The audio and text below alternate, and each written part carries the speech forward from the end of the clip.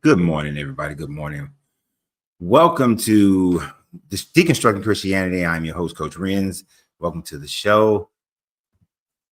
Hope everybody had a great Veterans Day. To all my veterans, thank you for your service. Hope you had a great day yesterday. I had a good day myself yesterday.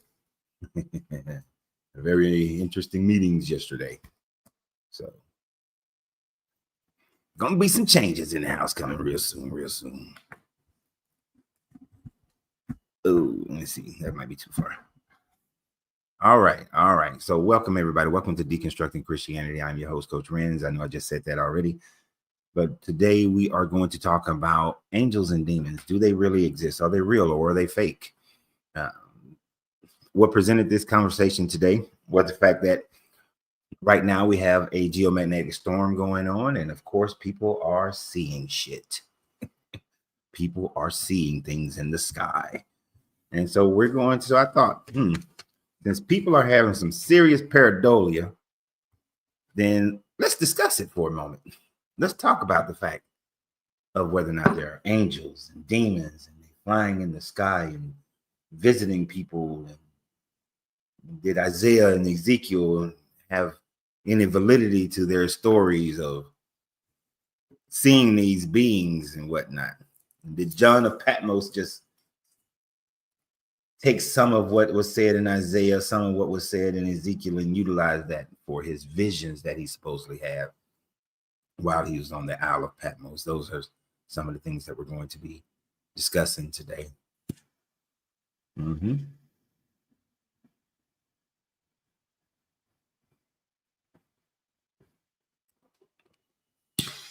As a reminder, we are going to be next year, October 31st, 2026, we'll be taking the 5-day cruise out of New Orleans, October 31st, 2026, on the ship, the Valor, 5-day cruise out of New Orleans.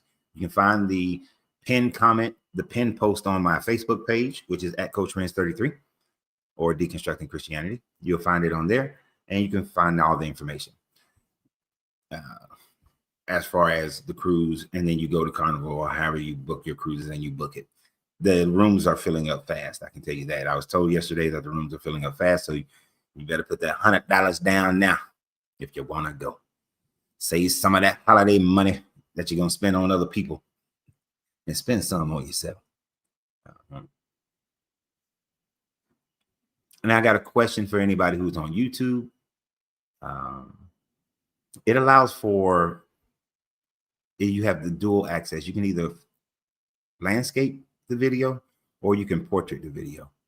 If it's a new thing they just started on StreamYard, let me know how it's working for you. But let's get started. How many of you guys know what the Northern Lights are? Throw a 1 in the comment if you know what the Northern Lights are. Throw a 1 in the comment if you know what the Northern Lights are. I don't think most people know. Okay. See some 1s. Good. All right, got some 1s. So you know what the Northern Lights are. You know that, but so anytime there is a geomagnetic storm, meaning solar flares have been released from the sun, more extra radiation basically is hitting our atmosphere. So when they hit our atmosphere, it creates these Northern Lights. Well, right now, and because the sun has released even more, some pretty much a category 4 solar flares, Northern Lights have been seen all the way down to North Texas, because I sure as hell didn't see it. Well, I can't say that. I wasn't even outside last night. But as far as they come all the way down to Texas and Georgia. Matter of fact, let me put the little map up here so you guys can see it before we get deep into our conversation, because I want to make sure that we are all on the same page here. I'm getting better at this. I'm putting all the So right now, this is what's expected. If you are in any of these areas, you'll be able to see these northern lights. Right? This is going to tonight. It's supposed to be another night where you may be able to see these.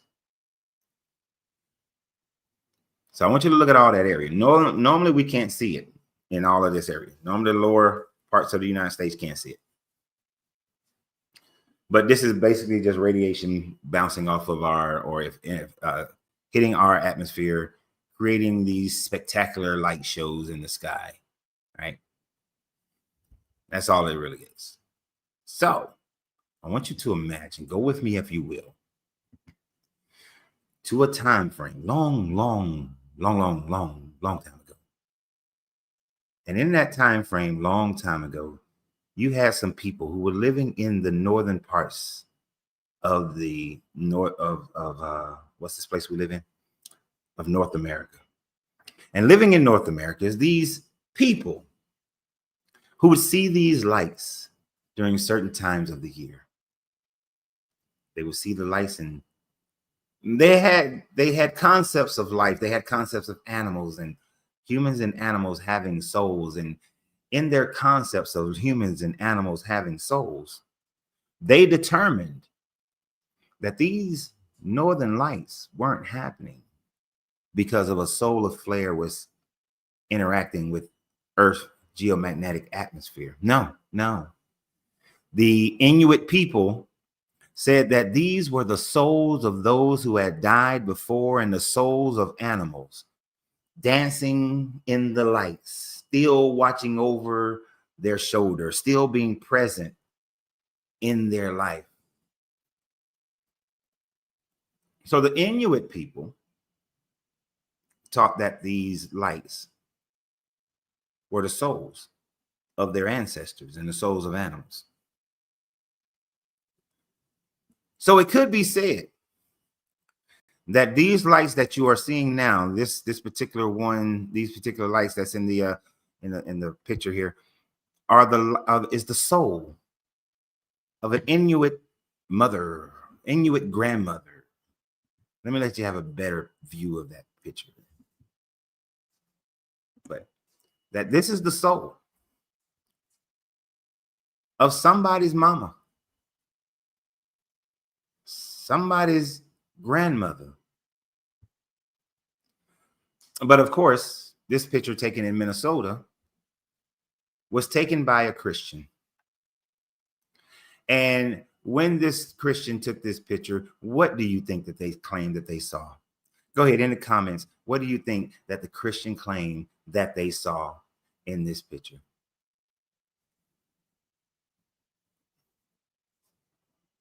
I'll give you a second. I know it's only going to take a minute.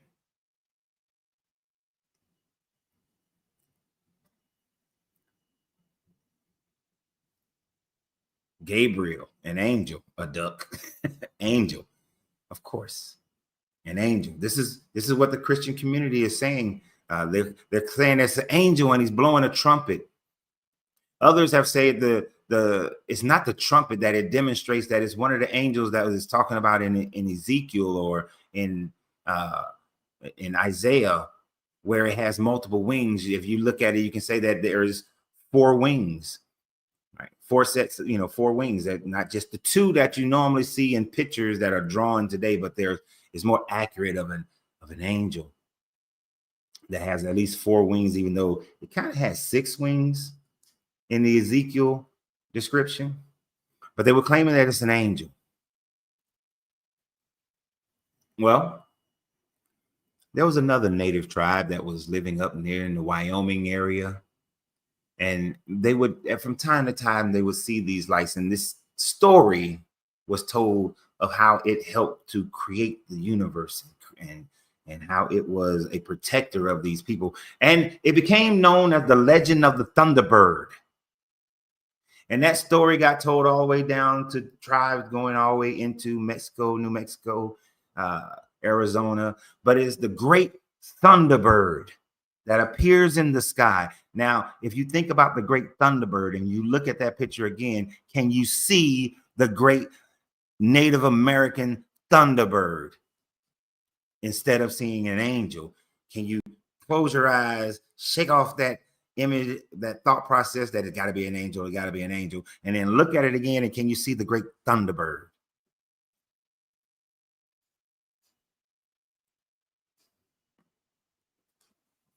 If you can see the Thunderbird, let me know. See, this is pareidolia.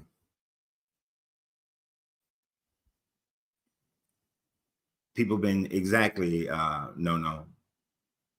People been having religious delusions for a long ass time, but if you shake off the angel and then relook at it again, you can see the Thunderbird.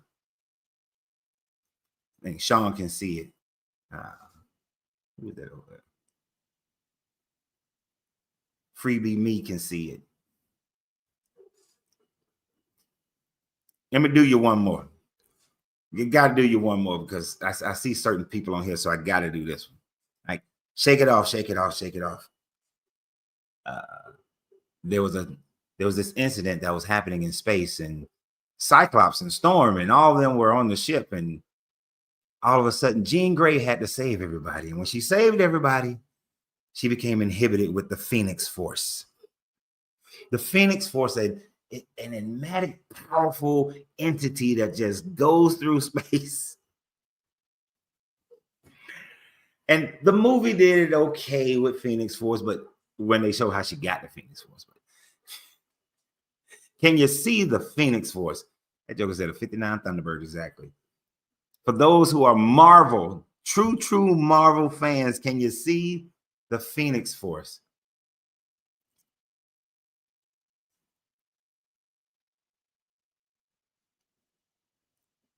Yeah, yeah, you can see that. There you go. Nope, it's Jean Grey. It's the Phoenix Force. Now I'm gonna show you guys one more thing. One more thing, and then we're gonna move on. One more thing, we're gonna move on. All right, I want you to sit back from the picture. Sit back from the picture for a second. Sit back. Let me make it a little bigger for y'all over here on TikTok. Let me make it a little bigger for you. Sit back from the picture for just a second. Just sit back. Okay, that didn't change that. Instead of focusing on the white part, look at the red part to your, as you're looking at your screen to your left. Doesn't that look like an eye? And then the white part coming out as a nose. The other part, then to the right of that is another eye. And then there's the eyebrows. And then look above. Doesn't it look like an owl? Can you see an owl? It's the sign of the Illuminati. Can you not see the owl? When you look at how the red underneath the white wings is the eyes, and then the nose, and then the eyebrows that are above the owl's brow. Can you not see the owl? It is the Illuminati. It is the Illuminati has fired HAARP. The Illuminati has used a Hadron Collider from Spider-Man Multiverse, whichever one that was. They've been to CERN. You know, they did have that CERN test not too long ago where they did some nuclear fission. And now they're demonstrating it. It's not a solar flare. And they put the Illuminati symbol right up there in your face of the golden owl. Wisdom, knowledge, secrecy of the night.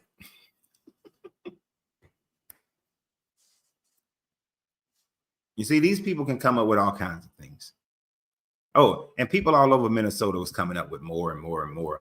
They was looking at this one and claiming that, oh, someone took a picture of one over a church, and they were saying that it's a dove.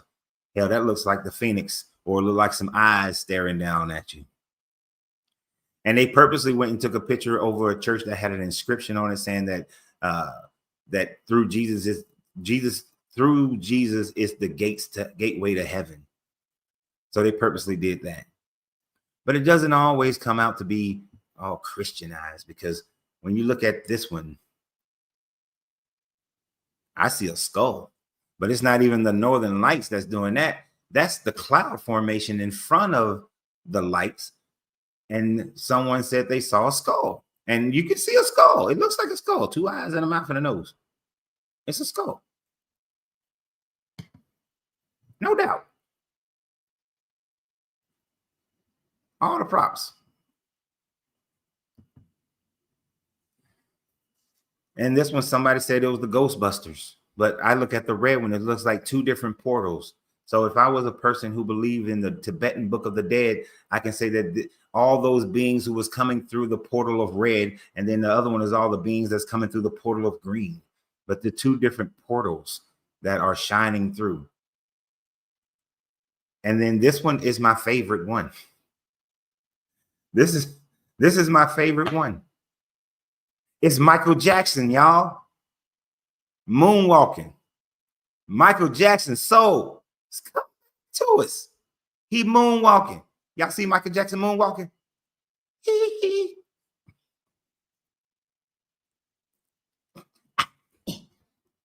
Can't you see Michael? Say that's the Son of Man. What, he moonwalking? Hey, look, he got his arm up and he dancing. He's gonna make that change. Actually, you know what? I can see Prince. I can see Prince because I like Prince better than I like Michael Jackson. So I'm gonna say, yeah, that's Prince. But see, he looked like he got somewhat of a suit on. So jacket, that's why I wasn't saying Prince. But okay. Oh, and it's purple, and it's in Minnesota. You know what? That's Prince. Purple Rain. Purple Rain. Look at No saying they see James Brown.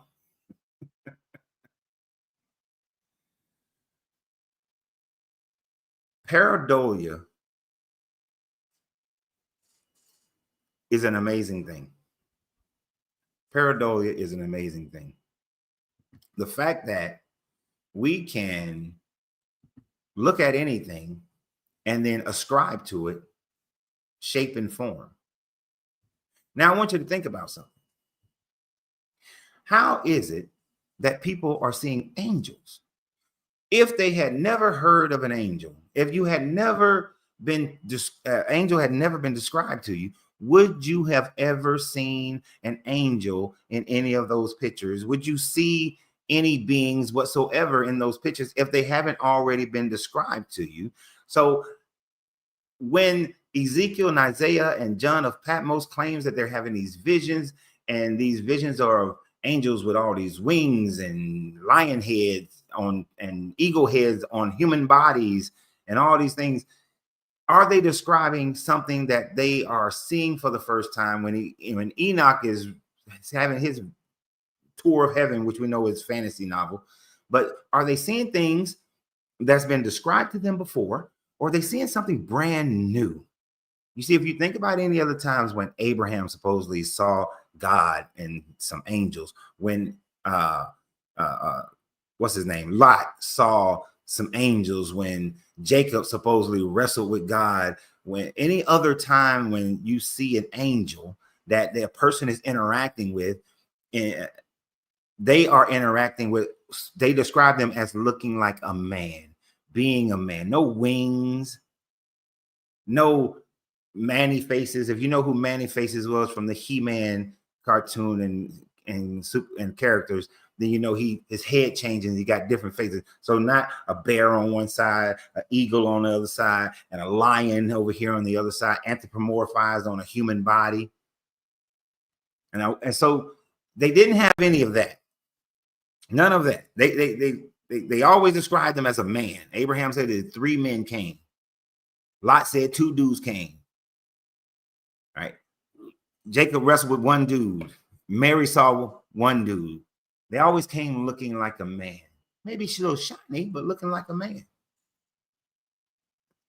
But any other time, these other jokers, when they describe them having wings and stuff like that, does that not sound like what they would have already seen in Egypt? And not that they went to Egypt, meaning that when they were controlled by Egypt, and Egypt was ruling over them when they were still Canaanites in the Levant, there would still be Egyptian iconography surrounding them, still knowing the Egyptian story. They would still know what the Wadjet is, which is a flying serpent. It's a serpent with wings on it. Then think about a serpent with wings on it, the seraphim, serpents with wings, burning serpents at that, with wings. It's nothing. A seraphim is a Wadjet. From their Canaanite people, they would have seen the different beings with wings, different Igigi, different Anunnaki with wings. They would have saw Ishtar when she has her wings. When they were under Babylonian captivity, they would have seen these things. When they were under Persians, they would have seen that Ahura Mazda has wings. Isn't it interesting that all these cultures that come before them had deities with wings? They all had fiery deities. The cobra head, when the cobra head is regular, yeah, but then when it flaps out its wings, it's deify the wings. They would have seen this with Amenhotep. And you think about it, the Christians love to say, oh, they put animal heads on top of gods. When have you ever seen that? You got it in your Bible. Animal heads on top of angels or seraphim or cherubim, because seraphim and cherubim were not originally considered to be angelic, well, considered to be angels.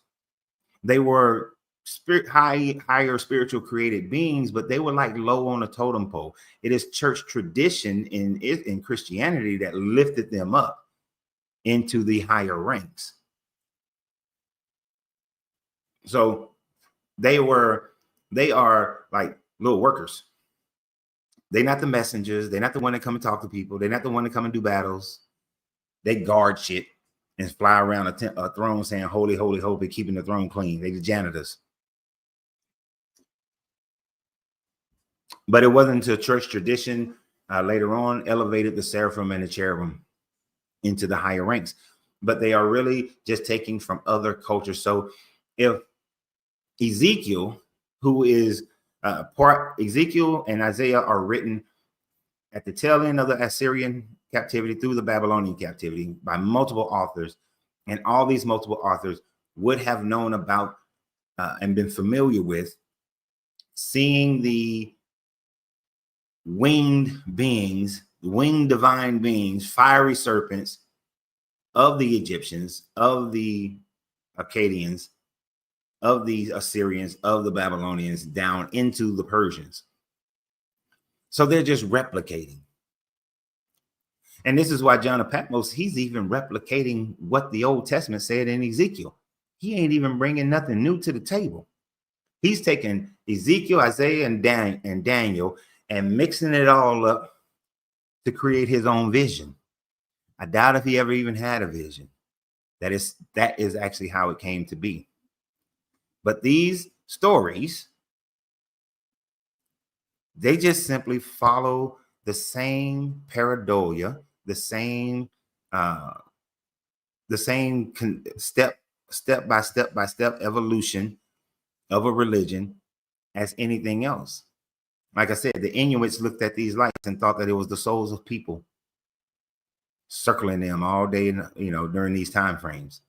The Great Thunderbird possibly came out of seeing this storm happen. And as we saw today, we can see whatever we want. And especially if somebody is giving you a storyboard behind it.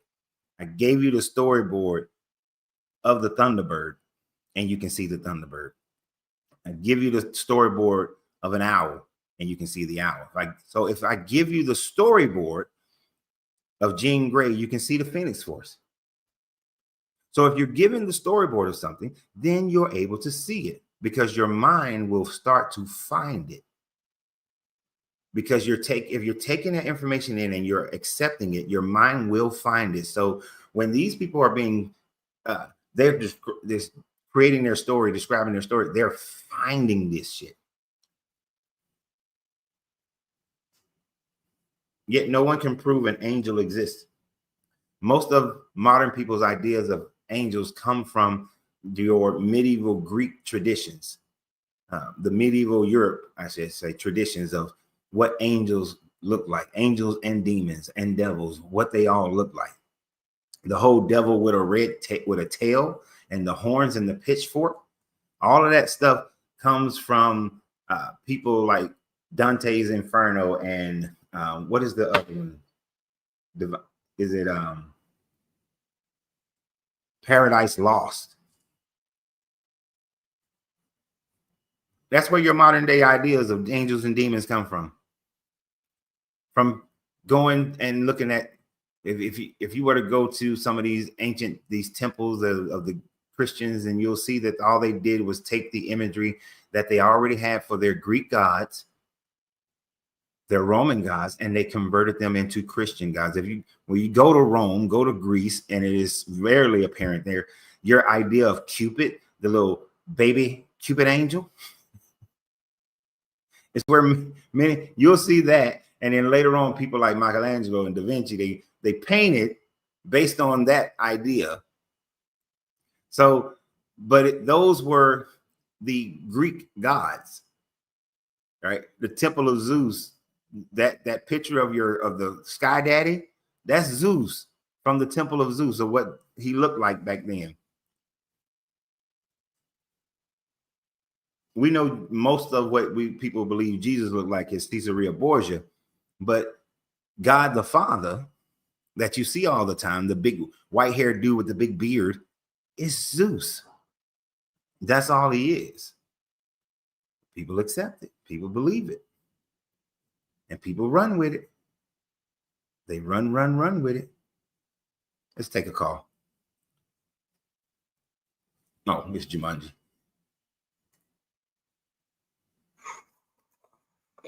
What's up, Jumanji? Hey. Yes, sir. Yeah, I want to say something about these angels and demons, man. Because, when I was a preacher, what preachers do? We play on semantics, right? Right. So I look up at the Hebrew word of angel, and it simply means messenger. Right. Look at, what I'm saying? And even the root word of evangelist means the same thing. So what they were was just messengers. Over time, they became like spirit beings. And even if you look at the early books of the Bible and talk about angels, they do things humans do. They eat. You can touch them. Yeah. You know what I'm saying? But yeah.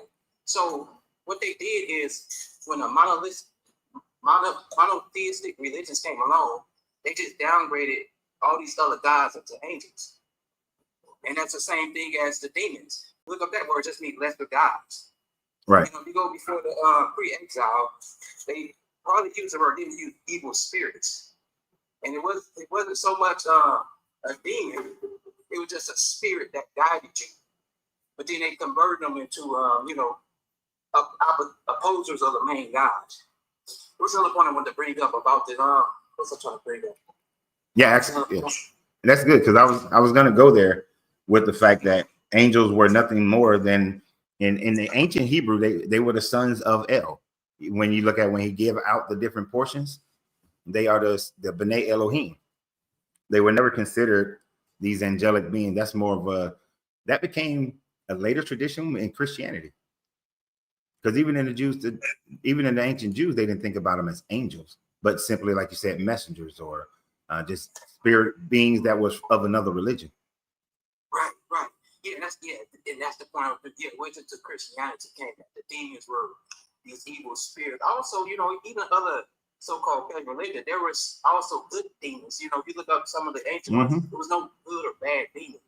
It came after Jesus was crucified, and because the Messiah was supposed to rescue these people from the oppressive rule of the Romans. But since Jesus didn't do that, they switched the message to, he rescued us from sin and the demons.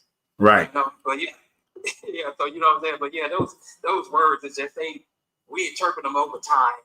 And it's like, if you look at anything in the Bible, these things are always about, you can touch them, they eat and stuff like that. What is a spirit doing eating with humans? When Abraham brought those angels in the tent, what they doing eating? Yep. How the spirit eat? Wash their feet. How the angels having sex? Yeah, right. And creating babies. Yeah, the sodomites wanted to get them, and you know what I'm saying? Like, come on, man. Yeah. You know what? Here's the thing. I want you to think about this. I wonder, did you ever think about this when you was a pastor? Angels are all up in heaven. Are there any female angels in heaven ever mentioned? No, they always refer to the master. They always refer to the master. Never the feminine. Right. So there's no female angels. So that would explain why they looked down and saw the daughters of men, right? Mm-hmm. So if the angel was all up in heaven with pent up sexual frustration, it's no wonder they revolted, or they was up there shacking each other.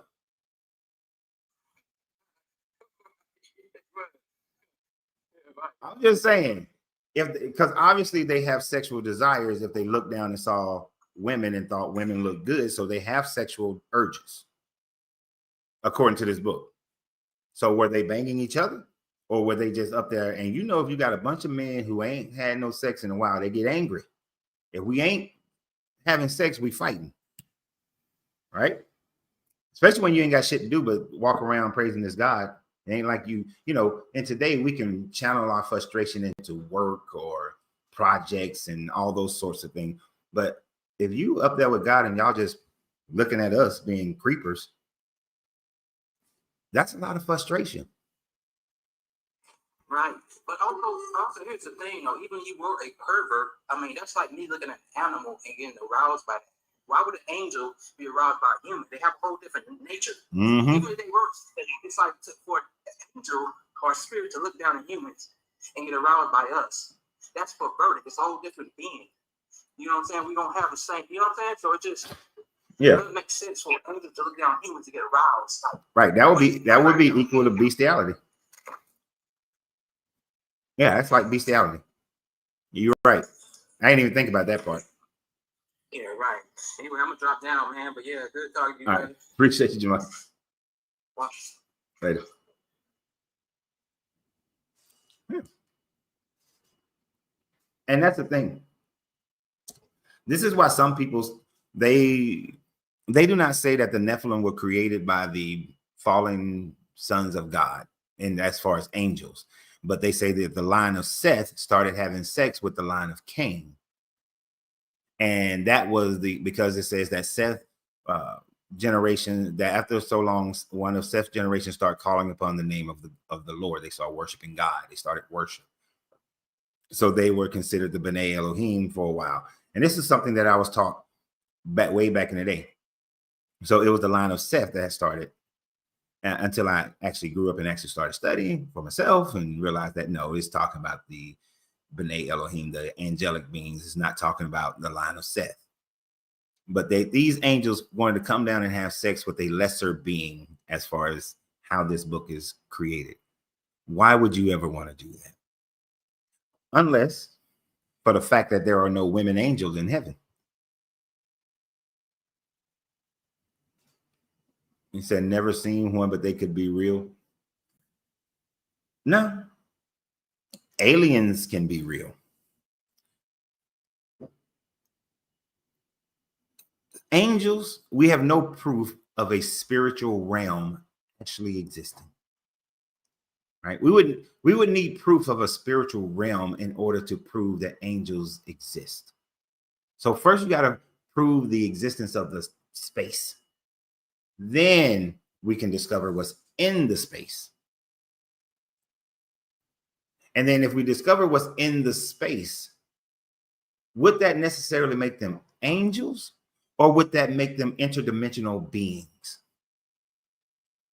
So they still wouldn't be angels. They would just be interdimensional beings that that live in an existence that is far different from our own.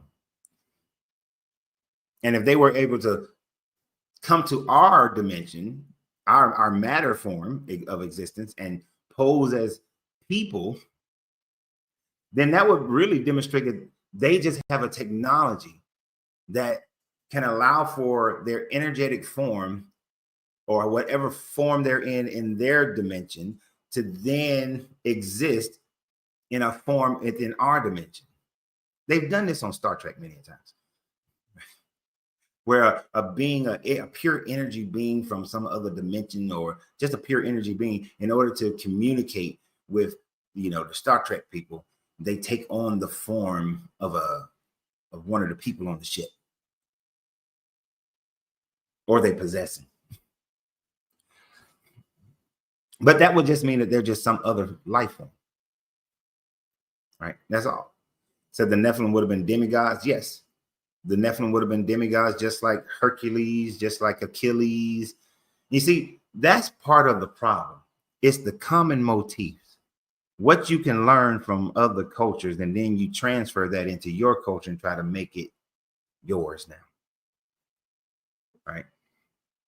Oh, there's already a story about somebody eating some forbidden fruit, and that was against the will of this God, so let's make our own version of it. There's already somebody who opened up a box and let all the evils and shit, but they had everything was great at first, then they opened the box and all the evils came into the world, because before then it was pristine, but we're going to make our own version of it.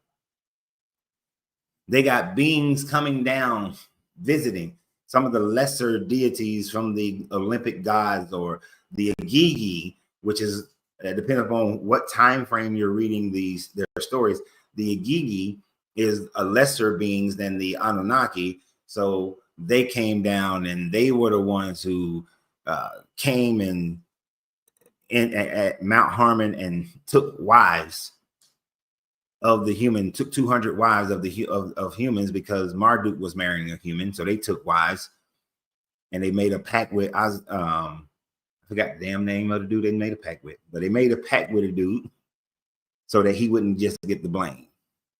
Oh, that's an old Sumerian story. So let's just say the sons of God came down and had sex with these women, and that's where the heroes of old and the great men of renown come from. Because once the Igigi came down and did that, then people started having babies with them, and they started becoming people like Gilgamesh and Atrahasis and you know, all these other strong men. I forgot the wild man that Gilgamesh became friends with. I forgot his name, but they become Utnapishtim. They become all these other deities, these half human. Actually, in one of the Noah stories, I think it's either Zoroaster or Utnapishtim. He's the child, the love child of Enki. Right? So, thank you for the necklace. He's the love child of Enki. And his, oh no, not one of their stories. In the Enochian story, in the Enoch story, Noah is eyes lit up the whole room, and they said he looked like one of the gods, which kind of make you think he's there talking about, oh, he had sex with Enki. So it's all these fanciful things that they've created based on other people's cultures that they've identified, that they grew up with. And just like that, we today think that these angels and demons are real, because this is what they've shown us. You know, you go to these churches, and even though the Bible says that you're not supposed to make any images of anything on heaven and earth, on the ground or under the sea, you have images of doves and praying hands, but you have the images of angels and Jesus.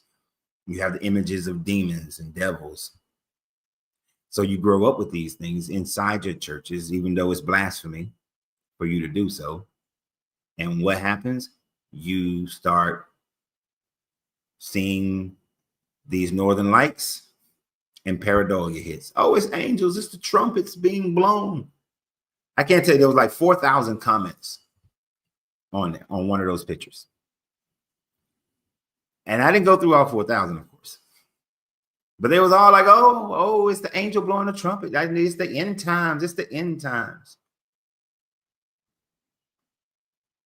When you read Revelations, none of the angels that blew the trumpets are described as having wings. The only thing that is described of having a wing in the trumpeting is an eagle that flies around saying, woe, woe, woe to the inhabitants of earth. But not one of them are described as having wings.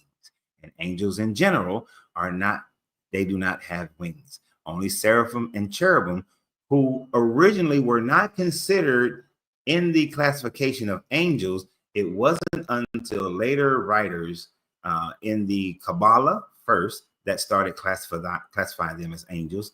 And then you started getting other people, some of them early church fathers and like Thomas Aquinas, who started classifying them as angels. Prior to that, they weren't. So this is, an angel's not blowing a damn trumpet. It's nowhere, it's not described as a winged creature blowing a trumpet. This is because people think that all angels are wing, friendly looking beings with wings, and they float around with halos over their heads and just do good things. But if you think about it, angels are assholes in this book. When the angel came to Balaam, he was going to kill Balaam. Instead of, he was told, now think about it, this angel was going to disregard what God had told him. The God had told the angel, go down, tell Balaam, do not bless, to bless Israel, don't curse Israel. Balaam goes down, only shows himself to the donkey the two or three times. The donkey get his ass beat. He then, the angel shows himself to Balaam and he says, I was going to kill you. Well, he was told to go tell him to bless Israel. But the angel was like, I'm going to kill this motherfucker. So the angel was going to disobey this God in this whole story. I wonder if people ever realized that. He was going to disobey this God in this story. All right, most people just read through that and don't even think about it. And then he's going to kill a man whose donkey was acting crazy based on his perspective, but he was going to kill him. This angel was an asshole. Because even though I know that I'm only showing myself to the donkey, I'm going to kill you for beating the donkey. Makes no sense. The story makes absolutely no sense. It's a dumbass story. Because why didn't he just show himself to Balaam in the first place? But he coming down, messing around. And then they can't tell the difference between, what was it? The angel went through Egypt and took out all the babies. Right, he took out all these firstborns. And remember, some of the firstborns will be adults. But he took out all the firstborns. But he didn't know who was an Israelite and who was an Egyptian. Well, so without blood on the door, what if you was the one Israelite family and they ran out of the lamb's blood and you couldn't find no more lambs? No more lambs are around. So you didn't get any blood on your door, but you're an Israelite. But this angel don't know that because there's no blood on the door. Angels are not that smart. They are not divine. You see how they're acting more like aliens? Because if you were an angel sent by God, you would think God would have given you that spirit inside you to know who an Israelite was and who an Israelite's not, without there having to be a marker on the door. Now, unless God doesn't have the ability, he sounds like a person who needs to identify people by a marker. That sounds very human. Does that not sound very human? That you need to identify people by a marker because you, the all-knowing God, don't know? Your angel doesn't know? I would be more accepting that every angel and God in the Bible is an alien before I accept that they are some divine being, because they act incredibly human. This guy had to tell Abraham to go and sacrifice his son. And then after he stops him, he's like, oh, now I know that you are for me. You God. Why you didn't know before? What was the purpose of the test? Oh, the purpose of the test because you didn't really know. So you needed to really, really know. So what does the angel say? Now God knows. Because before that, he didn't know. See, it doesn't work. It doesn't work. Angels, this God and these angels, they act the same way like a military command. They have some good intel. Like if a military command, if you're going into an area where you are technologically dominant, like beyond means, yeah, you can appear to be gods with your weaponry. But then you show the fact that you're not gods because you don't know everything.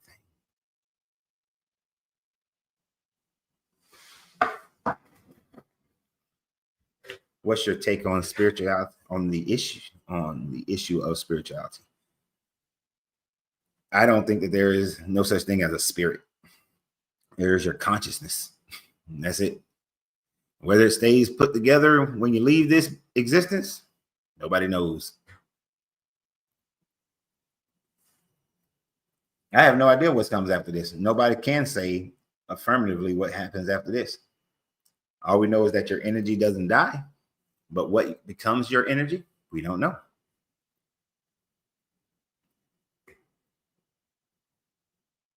I don't think that there's nothing to show that you're going to be going up there praising this guy while some seraphim fly around his head talking about some holy, holy, holy, holy, holy, holy, holy all day.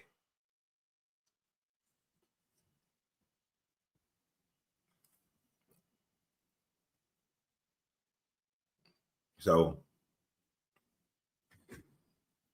that's why there's no such thing as angels.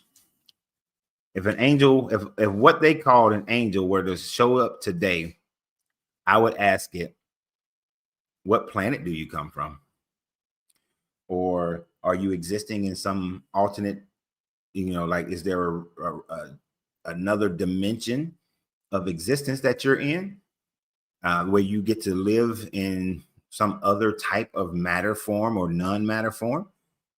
And how did you get here? Are you folding space? Is there a black hole or some kind of technology that allows for you to travel vast distances in a blink of an eye? I mean, because according to the Bible, these angels move swiftly. So if they showed up, I wouldn't bow down to it. Like all them fools in the Bible.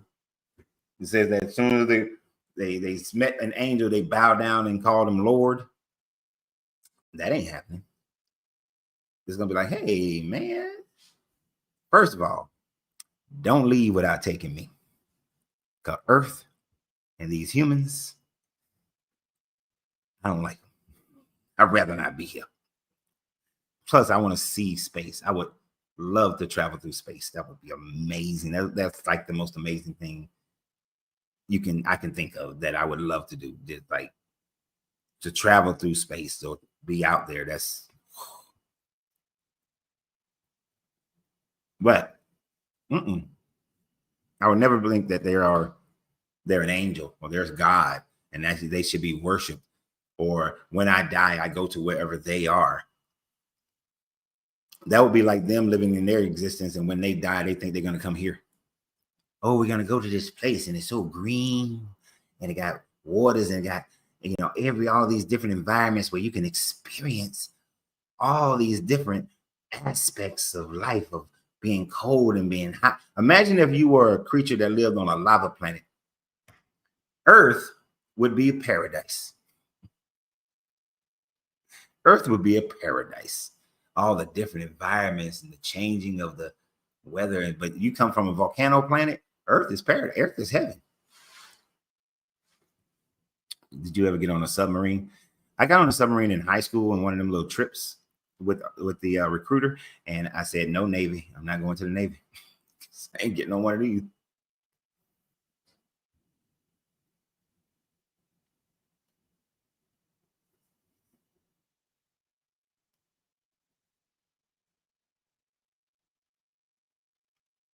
But all these people, notice how everybody always has the same story, even when they have their so-called NDEs. Oh, I was in the darkness and I saw this light. It was just this bright light, and I was walking towards the light. You know, or if I went down to hell, and they always see the same things that Dante's Inferno described and Paradise Lost describes. Or I went to heaven, and they always describe the same things in heaven that they've already read and everybody's already said. It's always the same thing, you know. They no, we've created these ideas of what's in heaven, what's in hell. We've created them. I guarantee, somebody just said Midgard. Bobby said Midgard. And if you don't know, Midgard is Earth. It's the Viking name, the Norse name for Earth. If you go back to the time frame before any Viking had ever heard of Christianity, and if one of them had a near-death experience, I guarantee that person will claim they saw Valhalla, or I forgot what their place of the dead go. If you don't go to Valhalla, you go to the other place. Oh, you go. I know Hella reigns, but wherever the hell, whatever it's called, you're gonna go down there. I'm sure they saw Odin. I'm sure they saw, you know, the Valkyrie.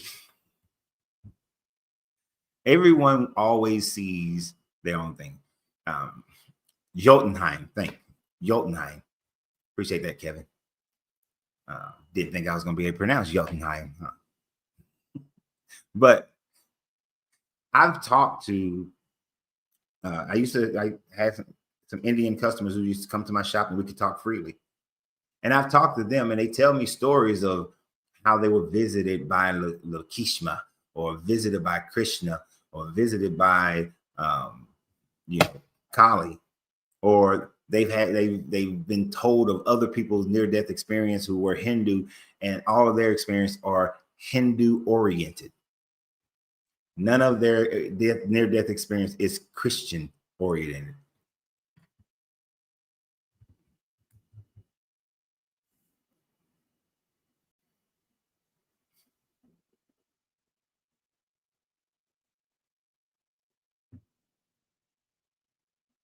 What this joker said. Demons are real. Dr. Taylor Marshall hosted a former LA police Jesse Romero to speak about a Chucky doll doing a crime. He has a book. Man, I'm not believing that to save I wouldn't believe that to save my own life. Ain't no damn Chucky doll killing nobody.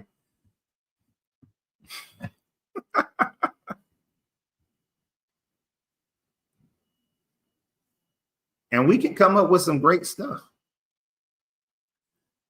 You know, the way that I dream, and I dream very vividly, and I can have a full dream. Like I can hit that, I can hit the snooze button, and my snooze is set for 10 minutes. In that 10 minutes, I will have a full dream, right? I did it like 3 times this morning. Full dreams within the 10 minutes. And the only reason I did it 3 times because I wanted to continue the dream. And oftentimes I can continue the dream that I was having, which shows how powerful your mind is when you can have a dream, wake up, go back to sleep, continue that same dream. Right? So I would imagine that if my mind was able to stay together, my consciousness rather was able to stay together, I'm going to create some interesting shit. I already know what people will probably be present in that dream. You know, in that, because of basically how my dreams go. And I know that if I don't like it, I will change it, because I change my dreams all the time. I had a dream the other night. There was some people in the dream. I didn't want them to be in the dream. So then I reversed the dream and they weren't in the dream anymore. Same shit went ahead and happened, but they weren't in the dream anymore.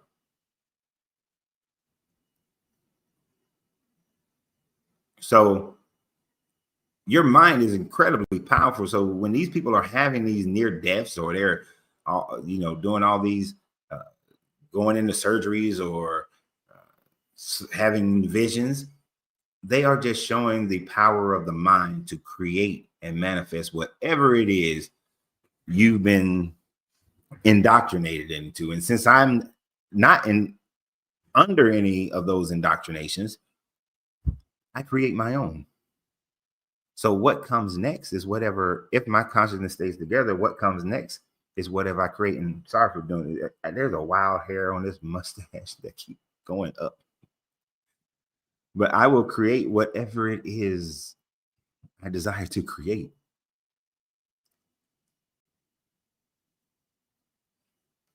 And if you believe in Jesus and you have a strong mind, you'll probably create images of Jesus if your mind stays together. But what you'll probably create is you suffering and burning in fire, being tormented for all eternity. Think about it. Most people who believe in these religions, they don't believe that they are worthy of the glory that this religion somewhat promises. Most of these people will believe that they are unworthy of heaven, that they need Jesus to come save them. And they all have doubt that they are worthy. Even though they believe in Jesus, they all still have doubt. They don't truly believe. Because if they truly believed, then they would go and do the things that Jesus told them that they can go do. But I ain't never seen an amputee grow a limb back. I ain't never seen somebody spit in some mud and put it on a blind man and allow that man to see. For all the Christianity that was going around throughout this world, have never seen any of them things happen. Ray Charles should have got his vision back. He had vision, then he lost vision. He should have got his vision back. Not now one Christian, I mean to say it like a Georgia man would, not now one Christian, straight out of Carrollton, that's how my grandfather would say it, ever heal that man. Ain't now Christian ever went into the cancer ward and healed those children of cancer. Not nan one of them. And what I'm saying is that if you truly believed in your book, if you really believed in the Bible, you really, really, really believed in Jesus, because Jesus said that others would do greater things than he. That he told you to go and lay hands on the sick and they will be healed. He told you all that stuff. But y'all not going to do it. So the question is, why aren't y'all going to do it?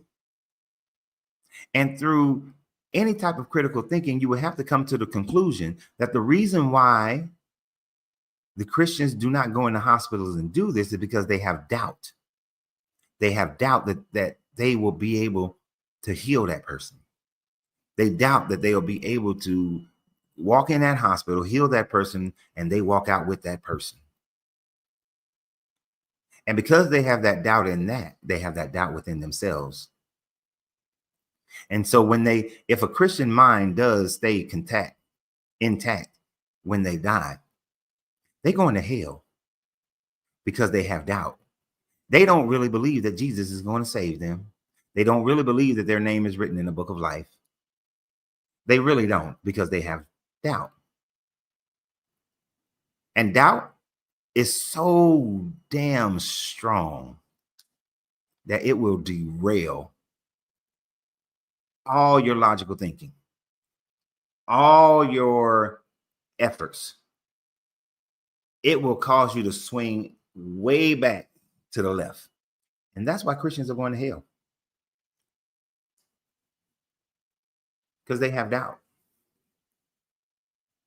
They have absolute doubt. That's why that comedian said that with a song says that they're gonna be walking around heaven all day. Yeah, you got plenty of room because ain't nobody there. Hell gonna be crowded. Assholes and elbows. All my military people, they remember that one. Assholes to elbows, assholes to elbows. Hated that shit.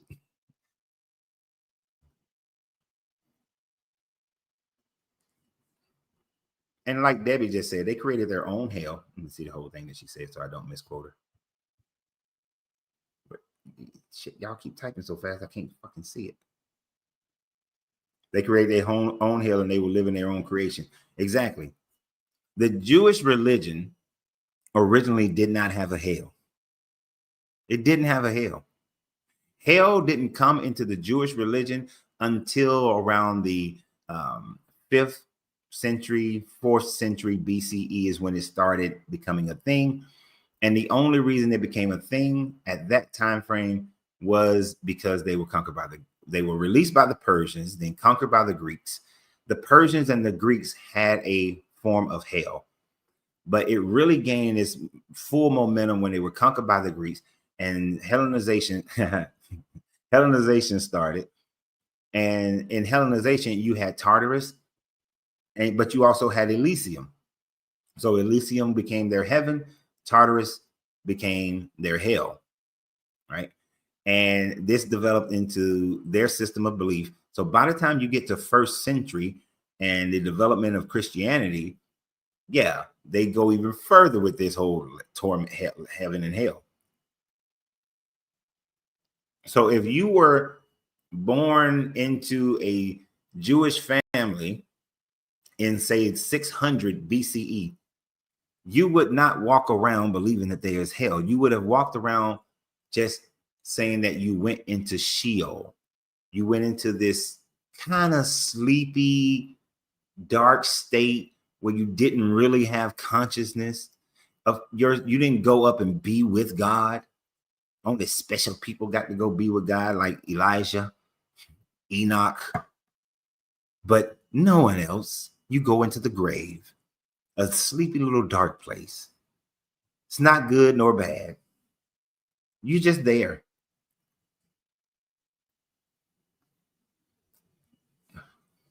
But connecting with other cultures, then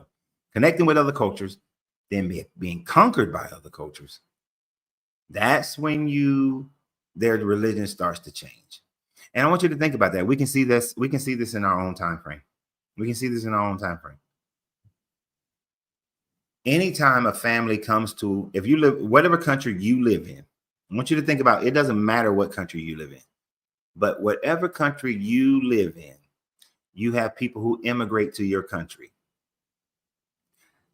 Those people the original immigrants hold on to a lot of their culture, but they start acclimating.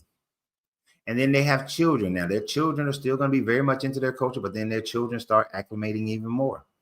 And then when their children have some more children and these grandkids, they still hold on to the culture because they still got grandpa, but they're a little bit less than, they are a whole lot less than their parents by the 3rd generation. By the 4th generation, them motherfuckers is more of that country than they are of the country that their original immigrant parents came from. So they start to change. They start to, the more you're in someone's culture, you start changing. You'll take a grandma from Japan who can't speak, who doesn't know how to, doesn't have the sounds of the W. So they can't say words that start with a W, they say it funny. Whether they're from Japan or Vietnam, they say it funny. But the child, if the child is born in America or grows up in America, that child has no problems with that. I saw this video and it had this one Asian girl who obviously grew up around Black people, and she has the same type of vernacular that she sounded like she grew up in the Deck, which is a part of Decatur, Georgia. That's what she sounded like. She sounded hoodish, right? But she didn't sound. And then there was this other Asian girl. I saw a video with her, and she grew up in Texas. Well, I was watching this show actually. She grew up in Texas, and she's Asian, but you can tell she grew up out in the country in Texas because she was downright country. You adapt to your culture. So these Israelite people adapted to every culture that conquered them. And as we know, when you're being oppressed by a culture, not only do you adapt, you start to personify that culture. Especially when you want to be treated better, you personify that culture. You dress like that culture. You start believing in the same gods as that culture. Even if they let you keep your culture, you start making your gods look closer to their gods so that y'all can still be somewhat friends. Say, I'm born in America. My first language was French, so I don't understand what you are saying. Oh. But you're typing in some good English. Je parle en français et très mal. Sorry. Can't translate for you. I can't say it, then translate it myself. Wish I could, but I can't. Somewhat still know how to curse in French. Hey, what's up? Saint, are you over 21? Oh. Of course. I'm 22. Oh, well, it's not an of course because I don't know, but I have to ask. And are you a believer in the Bible? Yeah, I believe Jesus is my Lord and Savior. I wouldn't be up here otherwise. Okay, so we can dispense with the smart aleck comments. If we're going to have stop. If we're going to have a respectful conversation, the smart aleckness must stop immediately. Okay? I understand. All right. So you believe angels and demons exist? Yeah, I believe in them, but I'm in this phase of life where God literally stripped me of everything and left me with dust. So it's kind of hard for me to believe right now. Like, I know I've come here with a purpose. I've had encounters with angelic beings. I've had many experiences with paranormal activities. I've done everything God asked me in my life. Mm-hmm. I don't mean to cuss, but I'm at a standstill. Like, no, cussing is fine. My fucking faith been tested time and time again. I'm at this point where I've done everything God asked me. I've built myself up. I'm destined for greatness, but God denies me the one thing I literally want, and it's love. God is supposed to be all loving being, but I'm denied one person that can fulfill the hole in my heart that God literally did it. He literally did it. She did it. God did it to me. And now I'm in this state where I lost everyone in my life. I'm destined for greatness, but I'm missing one thing: love. So it feels pointless. What makes you think that God took all these things from you? Because all these people in my life weren't good for me. I understood that, and He was clearing the path. Like, I know I'm supposed to go through this world and share all of my art, share my books, share my drawings, share my piano, music, share my voice, singing. I know I'm supposed to do all this and be a reflection of God, but the one thing I prayed for was love. I never received love from my family. Every past lover I had, it always ended bad. I've had several dark night of the souls. I've had several traumatic experiences all my life, and the only thing I ever prayed for was love, and I was denied it. So it's kind of hard to believe any of it now. This feels pointless. So the people. So let's start with the people in your family. Did you have a choice as to what family you was born into? No, God dropped me. Why do you think? Why would you say that God dropped you here? Because could that just not been the fact that your mother, father had sex, and you are the product of that?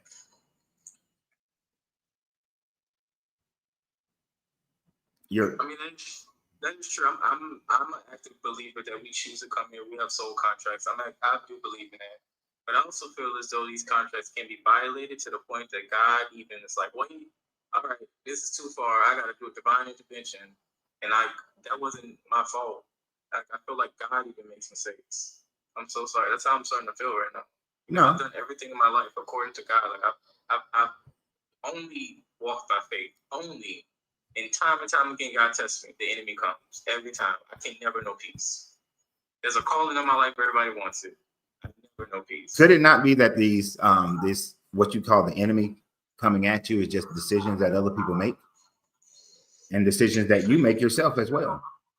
It could be. We could get into like, oh yeah, your consciousness reflect reality. We could do all that extra stuff. I don't care about that. Like I'm at this point where I'm well versed in every subject. If you check my bio, I can do all of those things. I'm very educated. I'm young, but my soul is old. Okay, so if you know all these things, you know that you have absolutely no proof of God, and that the only proof of God that you claim to be your belief or your testimonies. Everybody else in every other religion has the same testimony, the same belief. Yeah, I'm conflicted because from the moment I write, I've written every dream that I had. It came to pass. And you're right. I feel as though other people can intervene with it, but to what extent? Like I have to like chop the whole world down. Like it's like the whole world's after my head.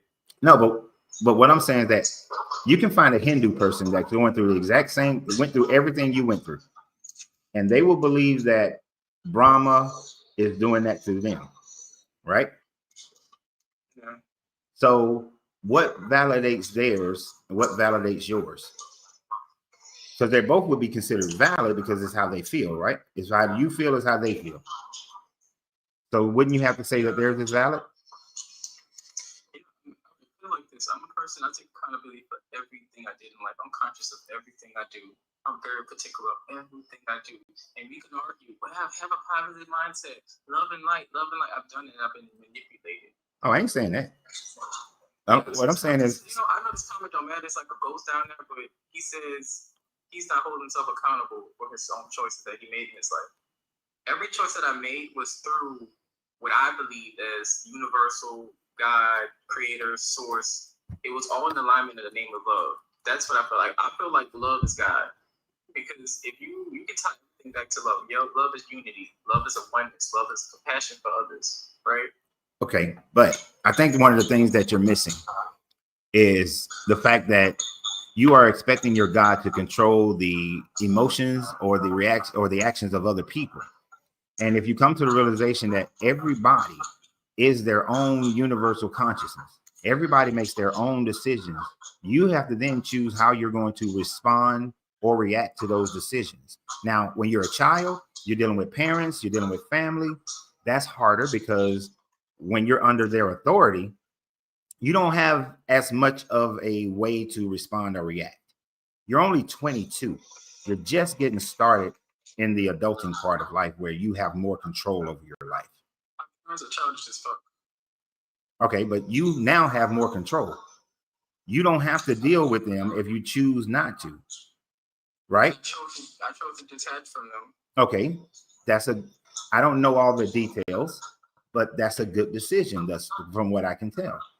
So now it is up to you to make your life how you desire to make your life. Whether you are following the rules of the God of the Bible, the God of the Veda, the Upanishads, the God of whatever book. At the end of the day, now these next 8 years, what's going on in your life by the time you're 30? And this is what I taught my children as well. But what will be the results of your life when you're 30? From 22 to 30, every decision you make will determine that. You then, if you allow for other people to derail you or to cause harm in your life, because I understand what the commenter was saying, but you're only 22. So I'm not going to say the same thing he's saying. Because from when you're under your parents, you don't have as much control to be able to take accountability for everything that's happening. But from 22 to 30, now it's you. Now you have the opportunity to make your life how you choose to make it. And personally, I don't care if you choose to stay with the God of the Bible or you choose to walk away from that God. I don't care about that part. What I do care about is in the next 8 years, you making your life greater. You believe that there's greatness for you? Then now it's up to you to do it. Before I leave this dessert. I want generational wealth. I want to leave stuff for my kids. I want to leave a legacy. My name will be known. This is stuff I know for a fact. Okay, you want to create generational wealth. How much money are you investing right now? According to TikTok, I'm investing a lot of money into people, but I feel like that was a lie. I have many talents, many gifts, many opportunities. I'm not interested in talking about that stuff. I will align that when I'm ready to do it. I'm given the overflow of opportunities. I can do many amazing things. Many amazing things. We get that. We're black. We have all that. Okay. My whole thing is I've only experienced abuse, as this comment says, emotional neglect by my parents. Yes. I don't give a fuck about parental love. I hate to say it like I don't give a fuck about parental love. I don't know if you believe in magic or sending negative intentions towards people, but that shit is real. No, I agree with that. You can send some negative energy towards people.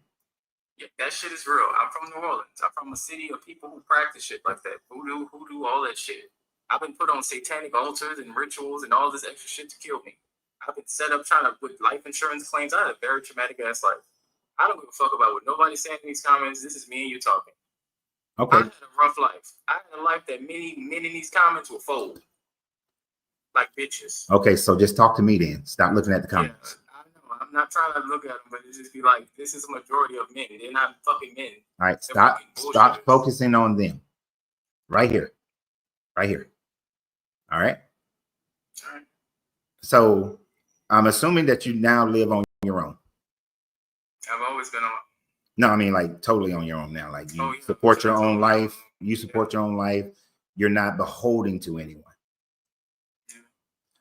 So now have you written out like a plan of attack of how you're going to get to your destinations of what you desire in your life?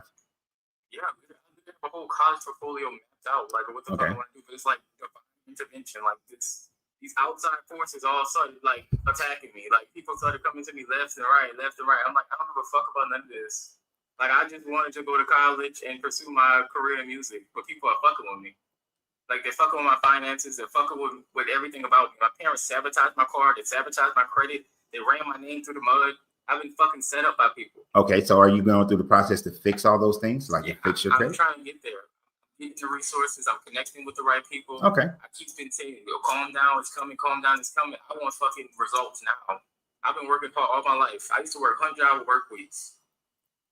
Like I don't give a fuck about nothing with people talk. I know hard work. I know my history. I know my people. I know hard work. You know what I'm gonna say? From what I can tell, because you haven't went through my coaching process, so I don't. There's a lot about you that I don't know, and when I take people through my coaching process, you have to be. There's a process that I take you through where I get to know like all the details of your life growing up, right? But I don't know that yet. But what I can hear in your voice, you are very angry. Yeah, I'm extremely. I never release my anger. I never release my anger on a soul on this earth. You have to, but you have to not release it on someone. You have to release it from yourself. Right now, you got it all bottled up inside you. And when situations come to you, that anger comes out in that situation instead of you being able to sit back and really think through it. You probably thinking through it. I'm not denying that you think through things now and you come up with good plans. But what I'm saying is that success is not measured by what you do compared to other people, but what you do compared to what you could have done. If you can take all that anger and displace it and get rid of it and let it all go. Oh, he disconnected. But and it could be his phone just dropped. But if he can just if you're still there, young man, or if you come back to this or whatever, if you can let go of all that anger that you have bottled up, you know, and I know the Christian way is to say that forgive those people and then forgive yourself. But the only thing you really have to do is to realize that those things they're not part of you anymore. You've let go of your family. You've let go of all those other people. That way, if you get rid of all that anger, then you will be able to see things even clearer than what you see them. You will be able to act in ways that will give you the things that you desire much faster. You can't get there with that anger, not with that anger just being exploding outward in life. You have to, if you're going to use the anger, now there's another part. If you're going to use that anger, then you have to channel that anger into getting what you desire. Like, not let it be anger, but let it be motivation, right? Let it be motivation. But you're 22 now, and I understand what Jumanji was saying earlier, but Jumanji, that's something that I usually hold for someone who's at least 30 years old. Because from 22, from 18 to 22, I mean 18 to 30, when you start being released from your parents' house and you're able to go and live your own life, you got a lot of unraveling to do. You have a lot, you're carrying a lot of their lessons and their life with you. And it is through those years that you start a person should start releasing the parts of what their parents taught them that's not effective for them, and then start to become their own person. So after 30 is when I hold people accountable for their own actions, right? But you can't, but honestly, believing in this God, and I see at that moment, I know this channel is deconstructing Christianity, but at that moment, if I was coaching him, I would not try to deconstruct him from Christianity. I would try to help him see it in such a way that it is a benefit to him instead of it being a hindrance to him. And right now, it is a massive, his anger is his hindrance. So I feel for the kid. I really do. I feel for the kid. Right? And no amount of prayer is going to solve his issues. Right? No prayer is going to solve his issues. Honestly, I would send him to either some type of life coaching or therapy. Honestly, I would send him to therapy. I would tell him that I can only help you so far. You're going to have to if you work with me, I need you to also have a therapist. Right? Because just this bullshit of just praying and believing in God and trusting in God, the young man been trusting in God and he ain't got nothing but hell. Obviously, based on what he's saying thus far, he's grew up in a fucked up home. And there's no amount of, it's not a good God that allows you to go through suffering for what? Because most people, especially Black people who have been through, let me rephrase that. Most poor people, because it's not just, I don't want to put it as just Black. Most poor people who have been through what he is claiming and don't have, and this is why poverty, finances is the reason why I'm bringing this up. Because rich kids who go through that kind of lifestyle, they go through it as well. But later on, and after they leave their parents, they generally have finances to be able to go and pay to get help. Most poor people generally don't have finances to go and pay to get help. And then all that poor person does is grow up, stay poor, and then reflect the same bullshit onto their kids. And they continue that cycle until one of those kids break free of the poverty, and then they're able to go get help. The good thing about living in today's world is that we have an online system. When I was growing up, there was no, you either had the money to pay for therapy or you didn't. There was no internet to go pay for therapy or to go and get at least some basic ideas of therapy.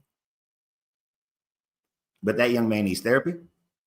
He could gain a lot from being one of my clients, because I would get him through that anger issue. I would refocus that anger and disperse that anger. Right. But shit, I just feel bad for him. I feel bad for him. Because now I realize why he came on the channel already aggressive. Already aggressive. But that's why we had to, let's diffuse that a little bit. I'm not going to go back at you. Let's diffuse it. All right. So, and all that praying ain't gonna do shit. Now on the other side of the coin, you've been praying to this God, been devoted to this God, and this God has shown you nothing but the stick. Why do you still think that this God is your benefactor? Like, if he's still here, I would not have gone there with him. I don't think he's on the channel anymore. I haven't seen a comment from him. So I will say this in freely. If your God And he said he believed in a soul contract, which I wanted to go into that, but then I realized his anger and his hurt, so I wasn't going to do it.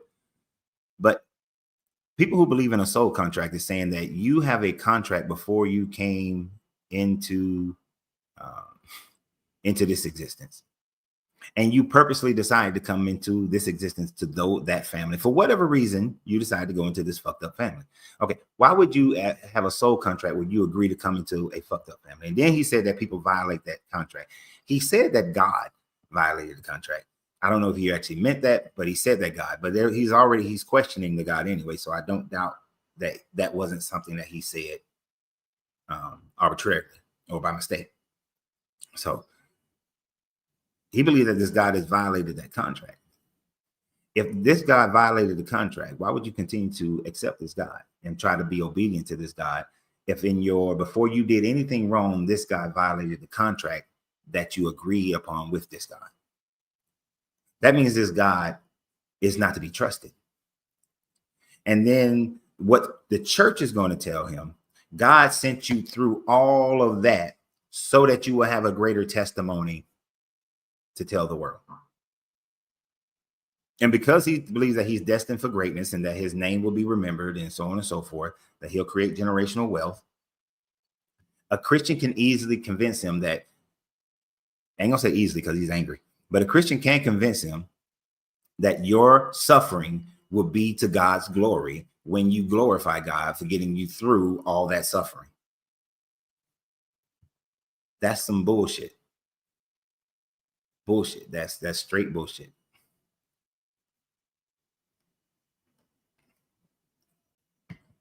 And I wouldn't accept that.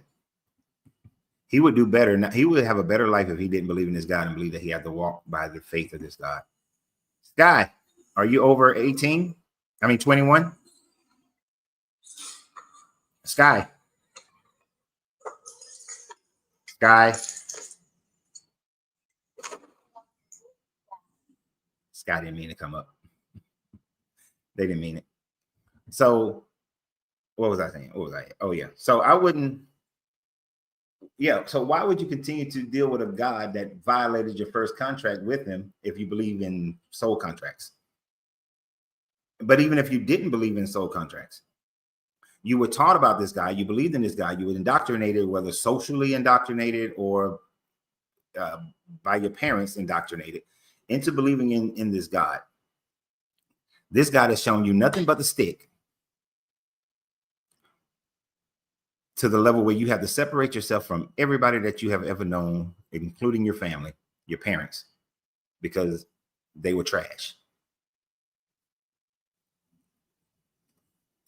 I'm not believing in this God anymore. I mean, hell, I separated from this God and I had an incredibly loving family. And as some of you guys know, my family is so loving that they get on my damn nerves because they don't know how to let people go who shouldn't be around the family no damn more. You were a girlfriend. Y'all didn't even have any children. You were just a girlfriend or a boyfriend from 20 years ago. Why are you still coming around? You ain't part of this.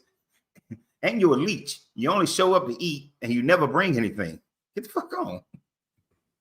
Stop coming. You leech.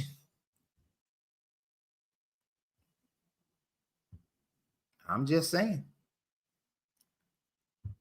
And I still detached from this guy. So imagine if I had grew up in a family where it was nothing but anger and frustration and people beating you and people taking from you constantly and just robbing you of your dignity and creating this ball of anger that this young man has. Why would I still believe in this God? Because obviously the hope of this God is not present. And I'm not being patient. That young man is not patient. He won't shit now.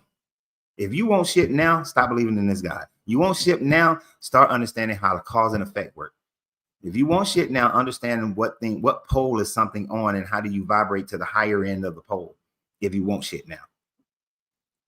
Like I wasn't going to say this today, but I'm going to have to start decreasing the number of lives that I do because not last night, but the night before, Yeah, the night before, I sat there while my wife was asleep. I was sitting there and I was meditating on the fact that, all right, Renz, it's time to make another move in your life. You've made a few moves here since you've been in San Antonio.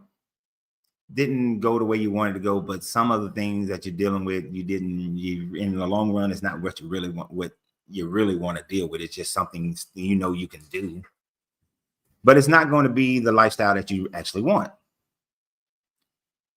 And so I say, all right, let's think. Brain, let's go. Because the way my brain works, I create and manifest opportunities all the time. Right? And then the shit just falls in my lap. Well, so 2 nights ago, I was just sitting there and I was like, I couldn't think of nothing directly. And so I said, okay, you know what? It's going to have to be the fall in the lap type. When I came up when I did the cigars thing, that was something I thought about, contemplated, and desired to have when I opened up the cigar lounge. But other things have just fallen into my lap. The gym fell into my lap. The personal training business that was 6-figured fell into my lap. Those things just fell into my lap. So this time around, I was like, I can't think of nothing directly, so fall into my lap because I ain't got time to think about something for 6 months. So yesterday, one of the reasons why we didn't have a live is because I met with someone, wasn't intending for the meetup to turn into anything other than a friendly meetup. Someone that has been in my life for a long time, but hasn't been in my life. Like, we've known each other. Like, this is my brother, but we haven't had the brotherly relationship. One, the age gap, the distance, because one lived here and I lived there. So we wasn't able to develop it. So now we're developing it. We're working on developing it. And we weren't even, he nor I were intending upon have a conversation that would cause something to land in my lap. But based on what he does, some greatness landed in my lap. An opportunity landed in my lap. And I am pursuing that opportunity. Which means I will probably only have lives Tuesday, Wednesday, and Thursday, because I won't have the time to be able to do them. I can't pursue that and do this at the same level. So I understand that he wants shit to land in his lap right now. He avoided my question about how much money are you investing, because he talked about generational wealth. He avoided that one and went straight into a whole bunch of other stuff. But that's a real question. But without this God, opportunities land in my lap all the time. I deny opportunities quite often because it's not something that I just want to do.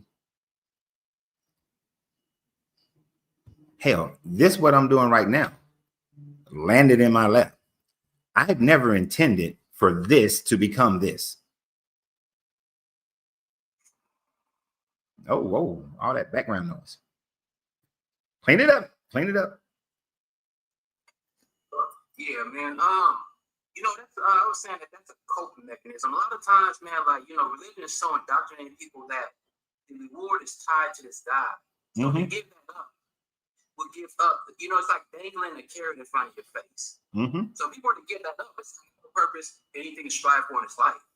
Yep. It'll be hard to give that up. You know what I'm saying? I appreciate that illustration you gave, man, about the Godhead. I was like, that's very deep. Because people are always looking for something better. And it's like, you go through this world and suffer. And it's like, the only thing you can look forward to is something after this. So if I give up that God, it's like my existence is suffering. You know, so it's like, unless he finds that Godhead, man, it's like he's always gonna keep on to that God, because it's a crutch. It's something to keep him going. Oh, so you're saying that he got to find the Godhead inside himself, not the one outside himself. Yeah, right. And then he got to find the love within himself. He say, I don't feel love. Well, your love is you. Right. I mean, you know what I'm saying? Like, people like, nobody loves me, but go look in the mirror and you'll see that you'll find that love. That is the first place where love has to start, is within yourself. Right. Yeah.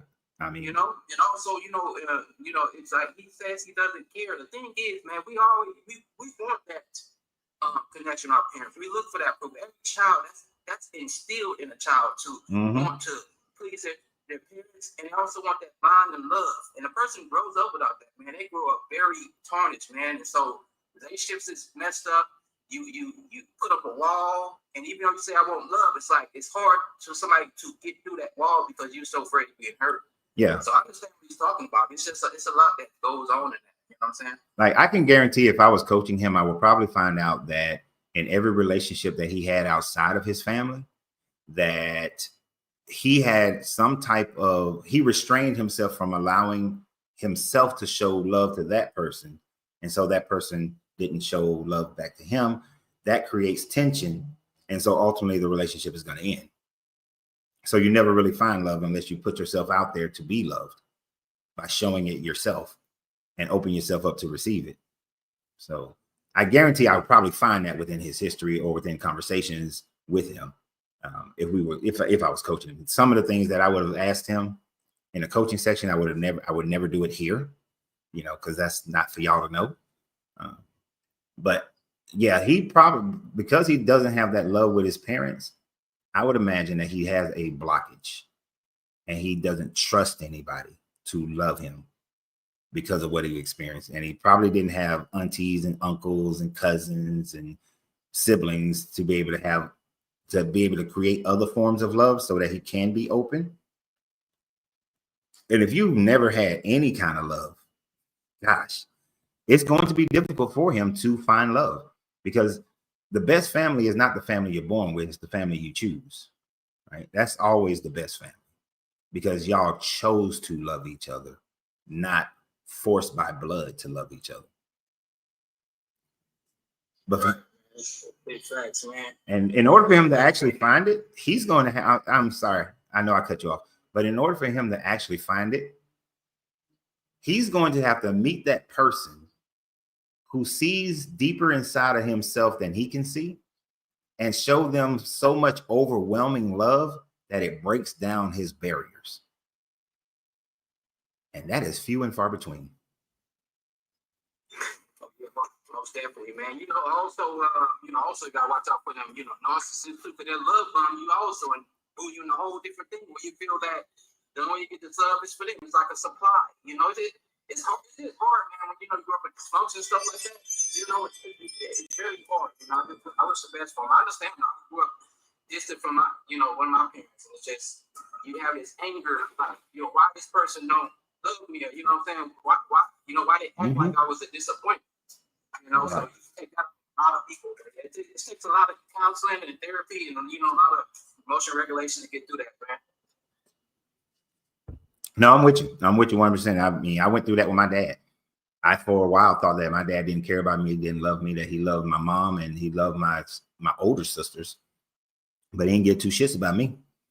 And it really took me understanding my parents' relationship, what happened in their lives, the fact that my mom, I didn't grow up in my father's house because my mom wouldn't leave her parents.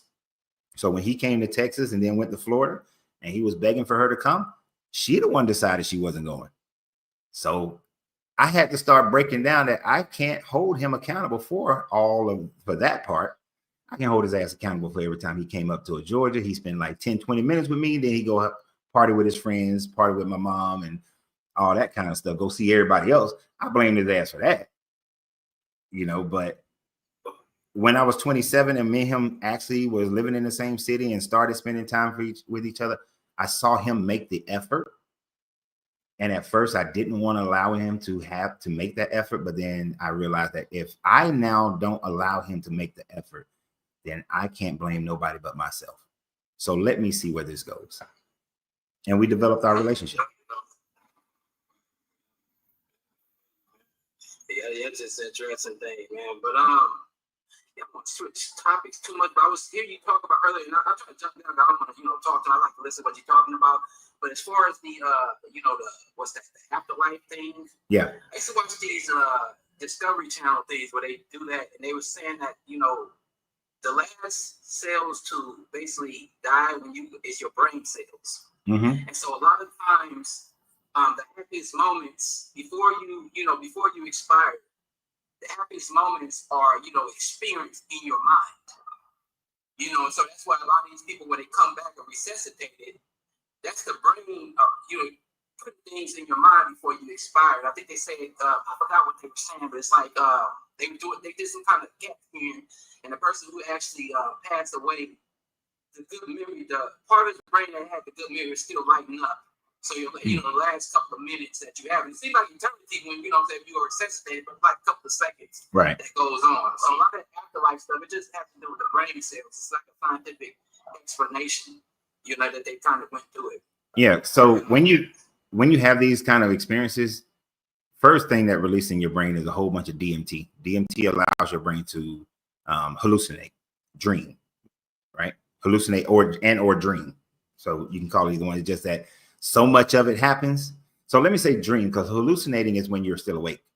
But so it allows you to dream. So now you got this way more DMT washing over your brain than is normally released when you go to sleep.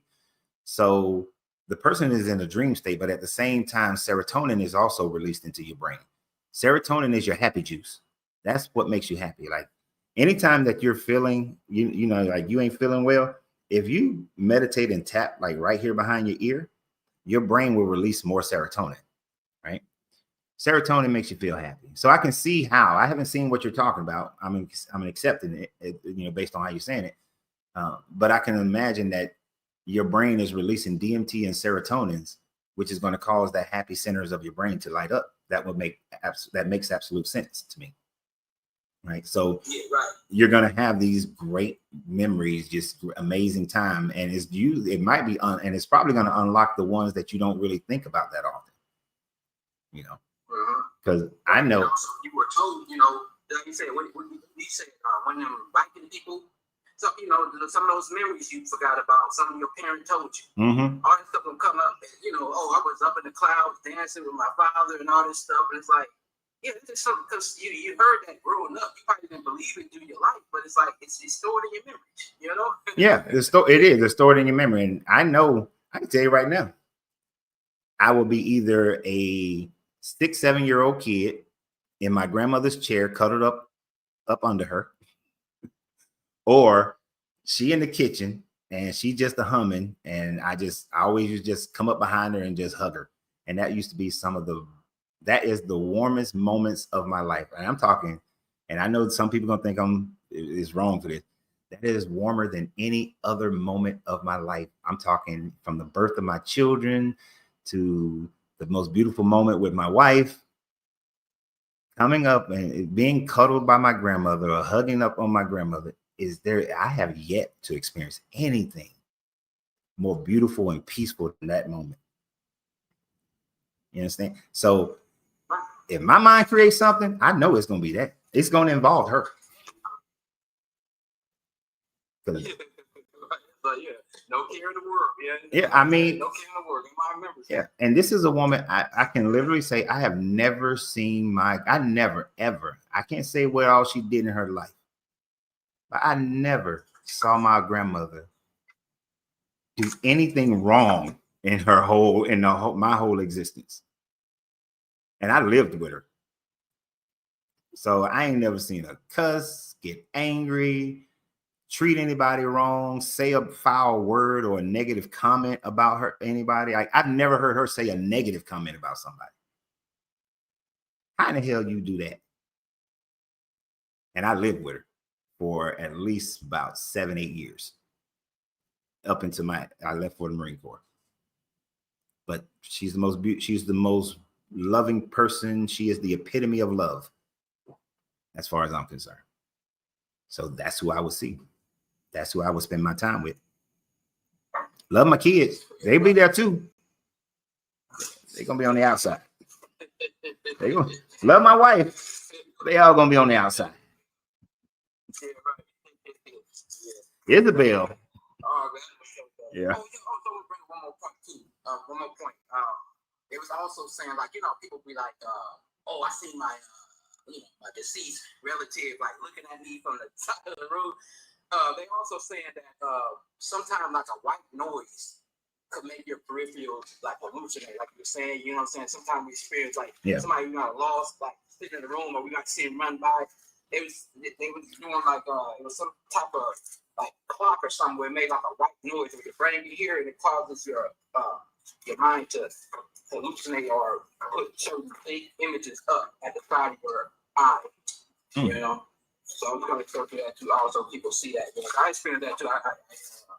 When my grandfather passed in '94, so after he passed, I would see like figurines and stuff. I'm like, oh, that's her. You know, but I got older, I'm like, yeah. If she really came back down, she would talk to me while she playing games and just looking at me. You know what I'm saying? Right. She wouldn't come back down to earth and play games just looking at me. She would have came and talked to me, tell me she okay. You know? Yeah, I'm with you. Because even my mean ass grandfather, my grandfather, he had a mean streak in him.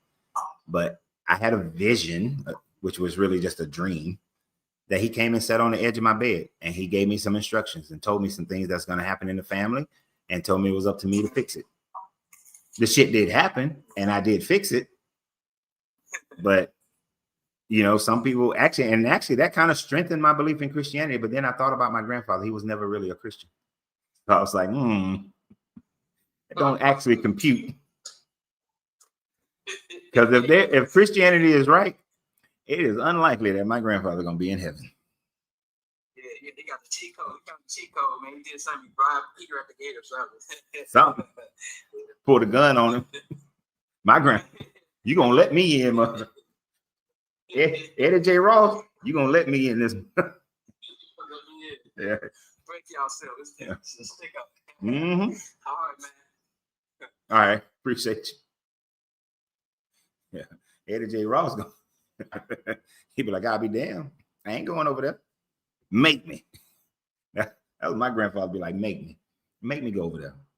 Now, my grandfather's the type of man that would look at heaven, look at hell, and be like, I will fuck heaven up if you don't let me in there. You think that's hell? Wait, shit. I'll go into there, get all them motherfuckers out, and we'll fuck this shit up.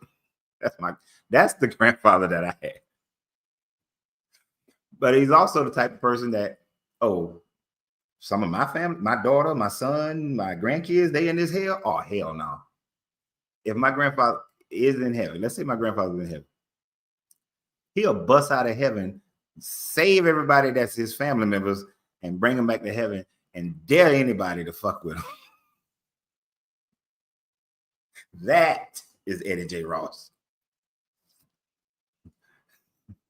That is where I get my thought process on. If you mess with you can say whatever you want about me, but if you mess with my family, I will burn the earth. I will scorch the earth just because of that one person. Just that one person. Like, I'm not going to go into your little town and try to seek you out. I just destroy the whole damn town. If you mess with my family, you mess with the people I love. And that all comes from Eddie J. Ross. Boss lady says she always joke when she gets to hell. When I get to hell, I'm going to burn it down. It's already on fire. You're going to burn it down some more. That's what I'm talking about. Burn that. Now, look, boss lady, you can't burn down hell because if I make it there, I'm going to turn hell into the best nightclub ever. And it ain't going to just be like loud music. It's going to be nice. You're going to have your picnic area, your peaceful area, little jazz over here. You can have your other stuff. You have all your different venues and everything, but you have your waterfall, nice little chill spots. Of course, there got to be a cigar lounge in hell. There'll be a cigar lounge up in that joint. And for, you're going to have a strip club for the women, strip club for the men. I particularly don't care, but there ain't no money in hell. So strip club is fine because I don't believe in giving my money to no strippers. That just ain't happening. That don't make sense to me. But, some people like that. Some people like to do it. Some people like to watch it. Gonna have that. Gonna have like some red rooms. Damn sure gonna have some red rooms up in that joint. Gonna be plenty of red rooms in there. For every like and every likeness, everything you like. Gonna have some fresh juices and gonna have some liquor. I don't really, care about that part, but I know y'all do. Gonna have some good stuff. That's right, Patel. Just wouldn't need a match to light the cigar show. Just right over there. Gonna have the farmland and the animals. Angelina had her little miniature horses and miniature cows and goats and shit. And little, she likes them little miniature horses and goats and shit. Gonna have them. Oh, hell gonna be nice. Gonna have nice hell. People in heaven gonna be looking over like, damn, it look kind of good down there. Kind of wish I was down there because all we do is praise this motherfucker all day.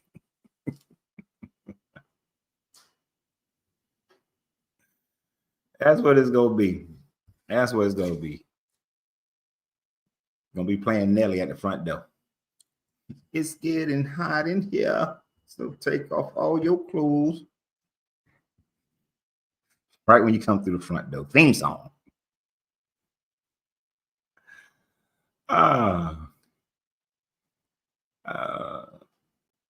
Fun said, did that say no? Fury said that, what it do, coach?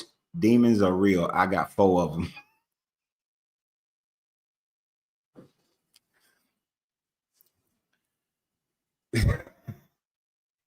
when my oldest was about 4, yeah, that little joker was about 2. From 2 to 4, she was a little demon. That's for damn sure.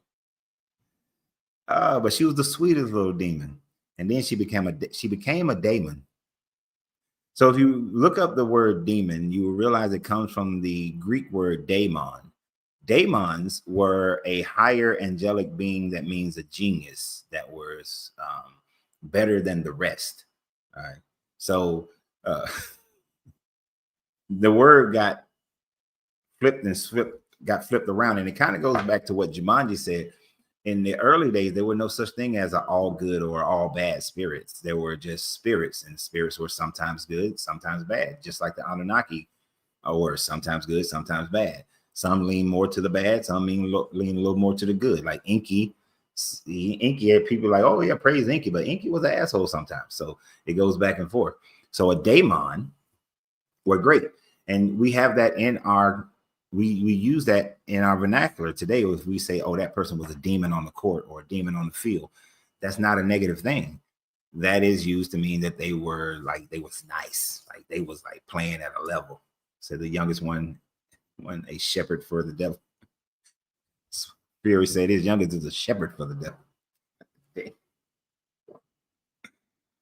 Oh man. You gotta figure out where to meet them. You gotta figure out how to meet that mind, man. Meet that mind. But yeah, I don't believe in any of these mythological beings.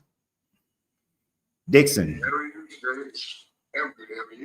Doing well. Are you over 21, Dixon? I'm 53.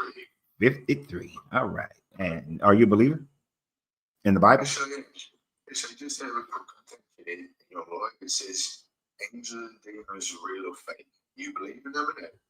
No. Why do you have some type of pendant to scoop them off it? Because I just like it as a piece of jewelry.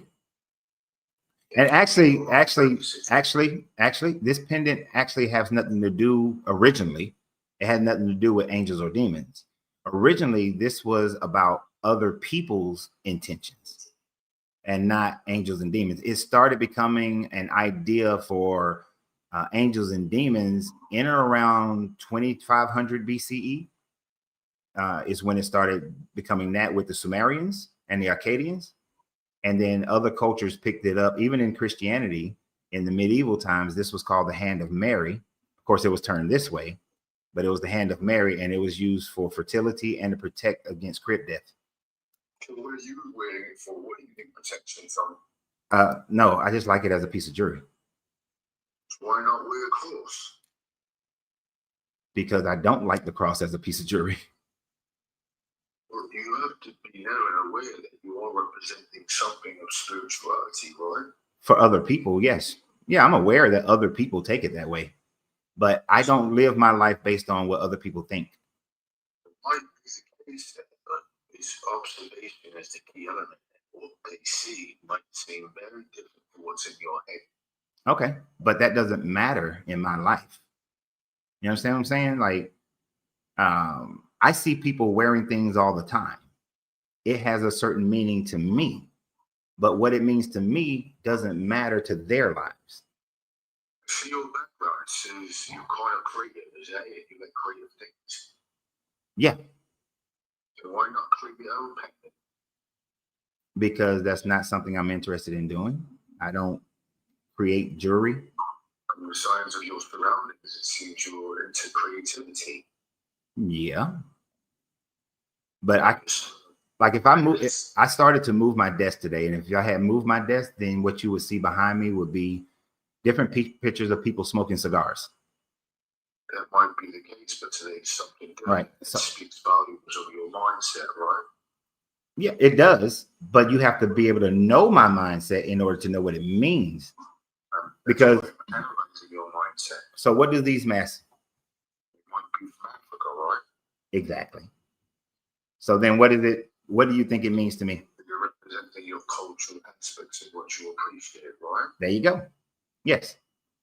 Now, Maths seem to be colorful and beyond the norm of maths. So you're saying you like things that are creative, right? yeah. What is that? That's part of your creativity, right?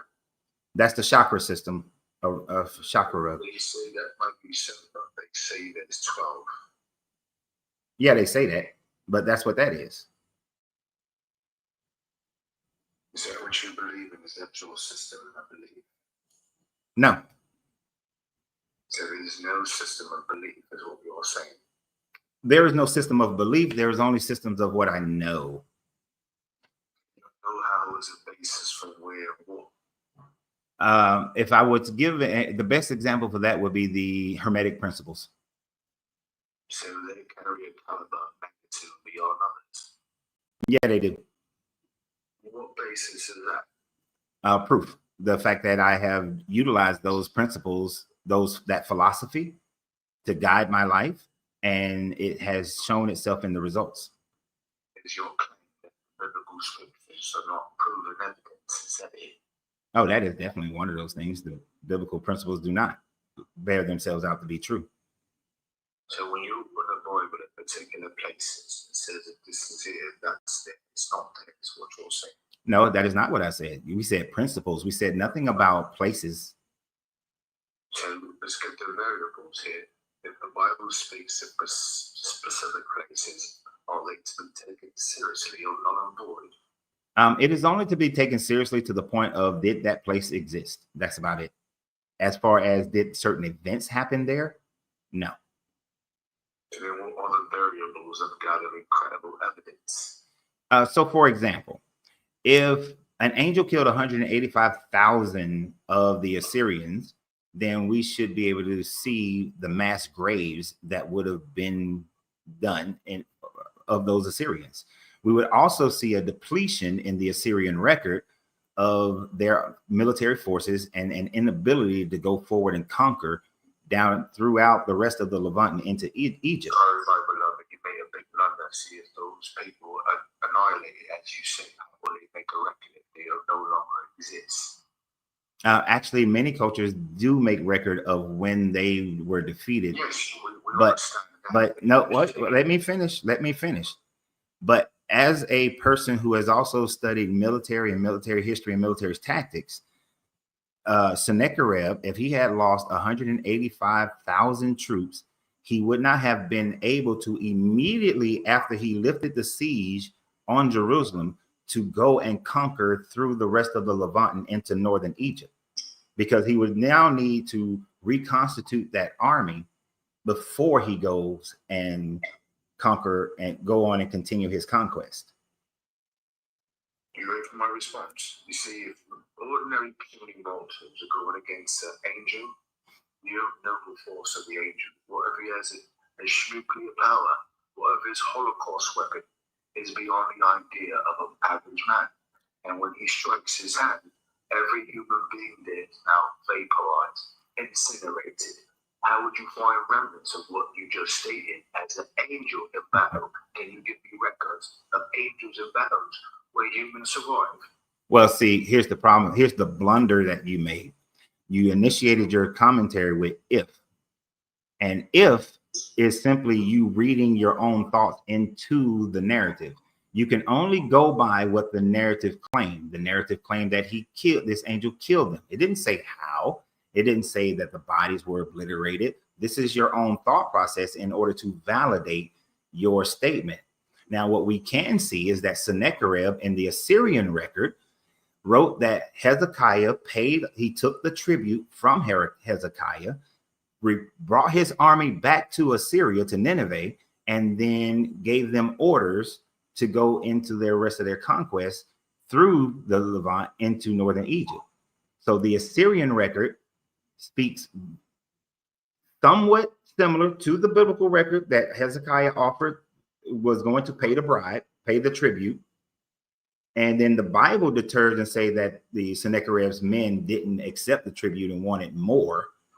And then the angel came and destroyed them. But Sennacherib's records say that he paid the tribute, it was accepted, and he pulled his troops.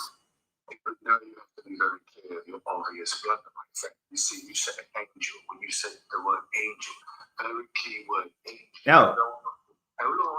No, because stop. You see that right there? You see this right here? No, you have to be disciplined. Answer no, stop, dude, you cannot overtalk me, okay? See, don't overtalk me. All right, you're a guest on my show. Don't unmute yourself when I'm still talking. You cannot overtalk me. Understand the regulations of this show. I can kick you off. Here's the thing.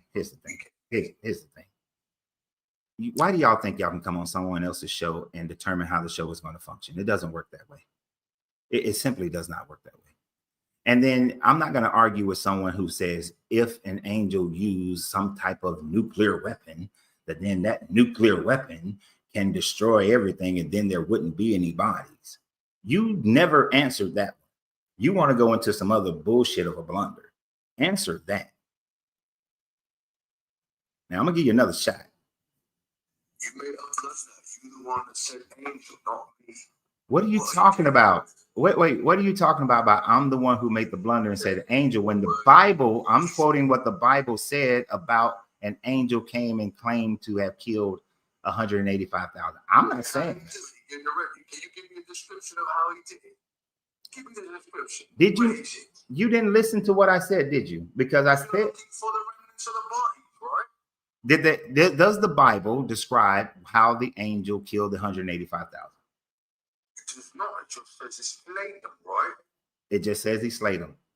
Now, right, so how would an angel, in your defining representation of an angel, how would an angel slay? Like an ordinary man? Is that it? What I'm saying is we don't know.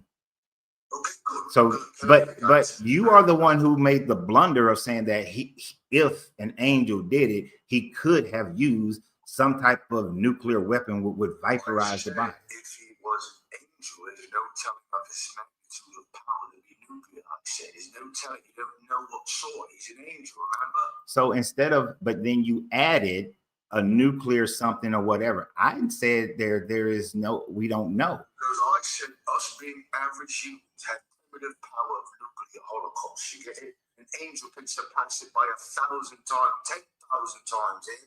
So guess what? If we know the magnitude of power for man as a nuclear arm, guess what an angel arm of power could be? Beyond your light years of imagination, right? Think of it. If we have a supreme weapon that incinerates human beings and angels are far beyond the regions of the mind of man, that means the weapon of the angel will have to be something to incinerate every adversary in seconds, right? Sure. If they choose, sure. There we go. Do you have any proof? Do you have any proof of that, sir? You see, friend, and these were, you see, it's perfect. It's a touche moment. It's now a touche moment where you cannot provide something for me and I cannot provide something for you. But wait. You are aware of the angel. What? No, sir. I am telling you, I am aware of what is written in your Bible. I am not aware of an angel. I am not validating an angel. If anything, I validated that Sennacherib's records say that he pulled his troops and then gave them orders to go elsewhere to conquer. So I am making something to be taken seriously. Yes. In scholastic circles, yes. You take that account seriously, that's validates something for you to say, you know what? It's perfect for me to take into consideration, right? In that same consideration, is there an angel in that text? No, there's not. So it just says that his men were slain. No. That's it. Sennacherib's records, no, it doesn't say that his men were slain at all. And so, What does it say? according to the records that we found in Nineveh, he pulled his troops after the tribute was paid by Hezekiah. His troops came back to Nineveh. Then he gave his troops new orders, and they went and conquered through the rest of the Levant and into northern Egypt. And we can see the evidence of Assyrian conquest through the Levant into northern Egypt and them ruling them for about 200 years. So now you need the remnants of the bodies that the angel destroyed. Is that it? You need to see it to believe it. Is that it? In order to accept the biblical record over Sennacherib's record, I would have to see that and a little bit more, because then how are we going to? We know that that the Assyrians went on and conquered that region, so we would then need to see a raising of the army, because there's many texts that many of their texts from multiple cultures show when they raised armies for conquest. So we would have to see the raising of a new army to go down there and do it. And there would need to be a time gap in order to raise that army. But we don't see the time gap at all. It's immediate go back to Nineveh and immediate go down and conquer the rest of the Levant and northern Egypt. A simple realization for you: if you go to the beach, you go in the park, right? You see feet go back about a tree. You have to see the motto put it there. You have to see it. You have to, No, when you see the feet go back, you say, a dog put it there. There was a dog, remnants of a dog. Or you have to have the exact idea.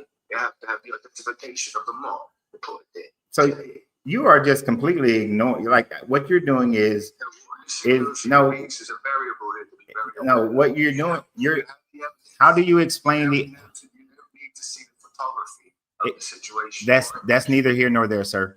Can you explain how is it that Sennacherib's army returned back to Nineveh, which we have evidence of, and then that his army went down and conquered the rest of the Levant and into Egypt? The army was incinerated, right? The army that Hezekiah claimed that was incinerated, or as you claim that they are incinerated, because there is no proof of incineration. That is just your claim. Where are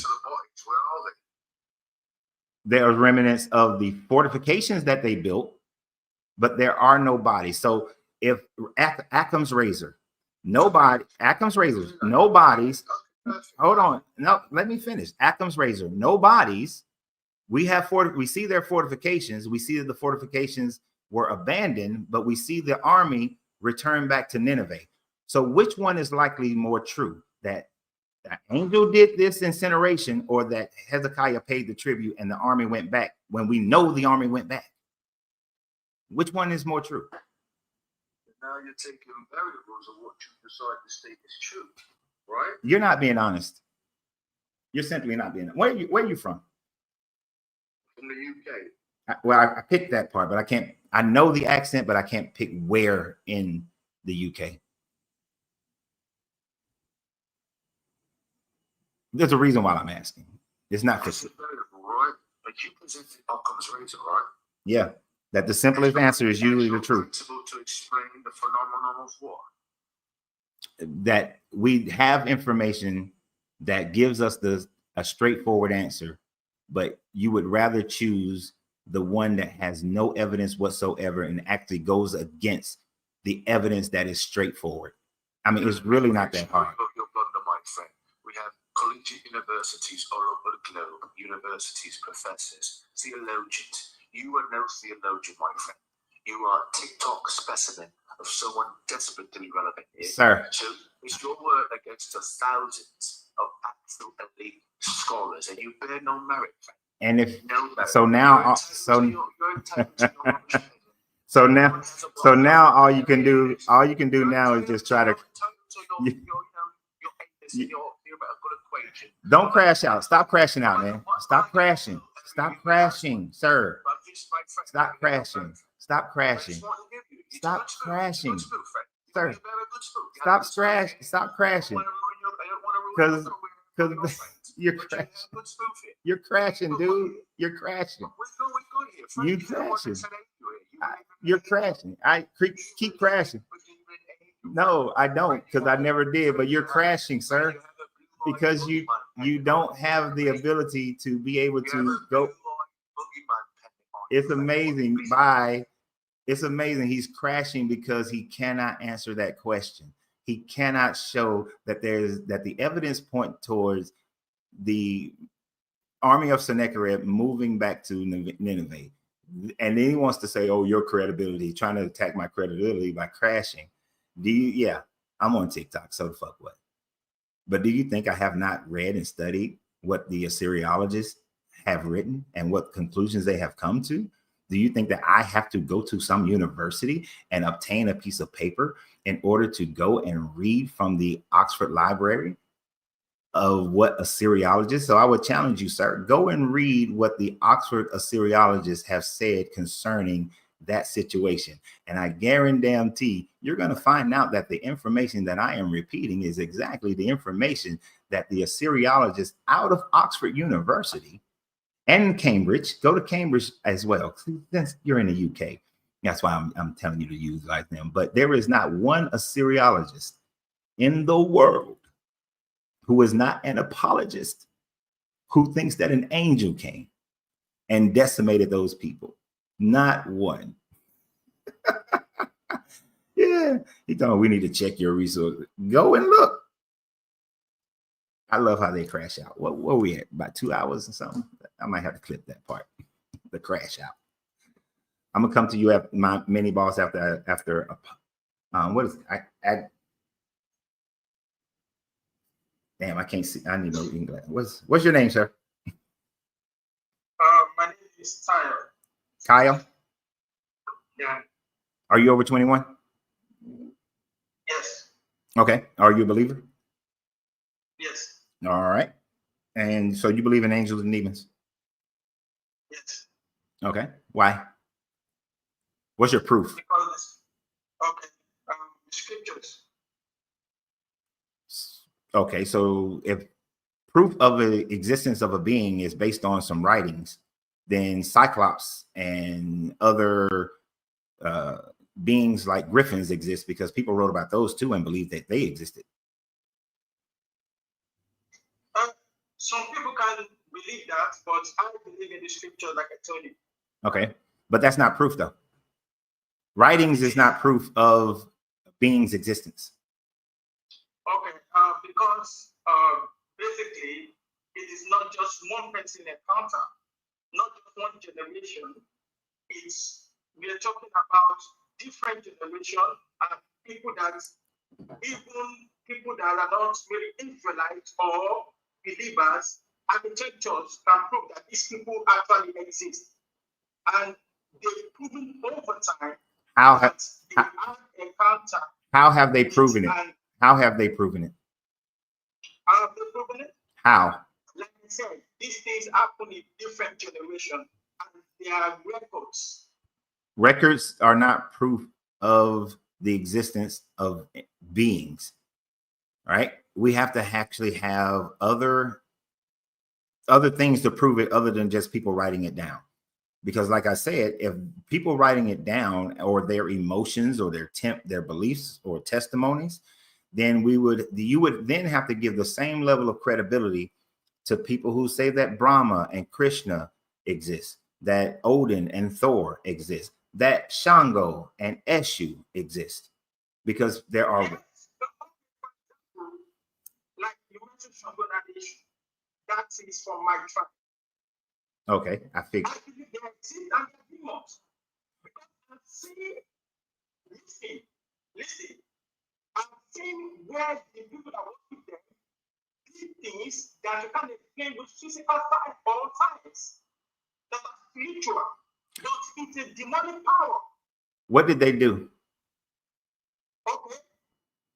I've seen a way that is dancing on the floor and it it appeared on the roof of the house. Wait a minute. Say that again. You seen a what that appears? Masquerade. I don't know if you understand what it's called masquerade. No, I don't. I don't know. It's African tradition.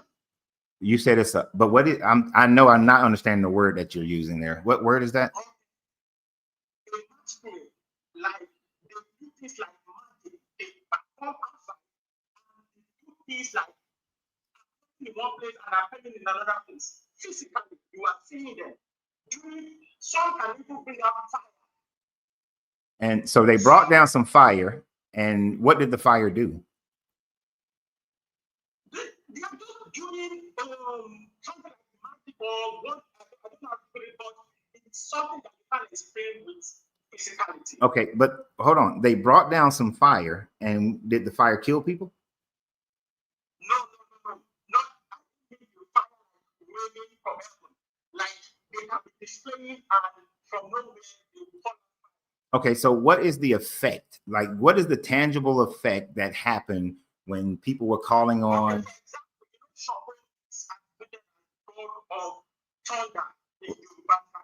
Right. So the they have control over fire. The worshiper, what? Shango, for example, you mentioned Shango. Right. You said Shango. You said the worshiper did something. What did the worshiper do? They believe they have control over fire and thunder. They can stop it from falling or they can cause it to fall. Okay, but did they do it? They will do it. So they made the rain fall. Yes. Did it destroy people's lives or something? No. What did it? They don't need to destroy. Let me give an example. Some people want to do party. They will go and pay them to make sure that rain does not fall. No matter what happens, they will do things when we don't fall at that moment. If they say 1 week, when we don't fall, they say yeah. Okay. Did they go into a drought? When we don't fall, even if it's when we say it. Okay, so you know that I can predict. What do you say? We predict the weather all the time, right? Yes. And we're pretty They're decent. not predicting weather. But I can predict the like if you can't, I can tell you if you pay me $40, I can make it not rain.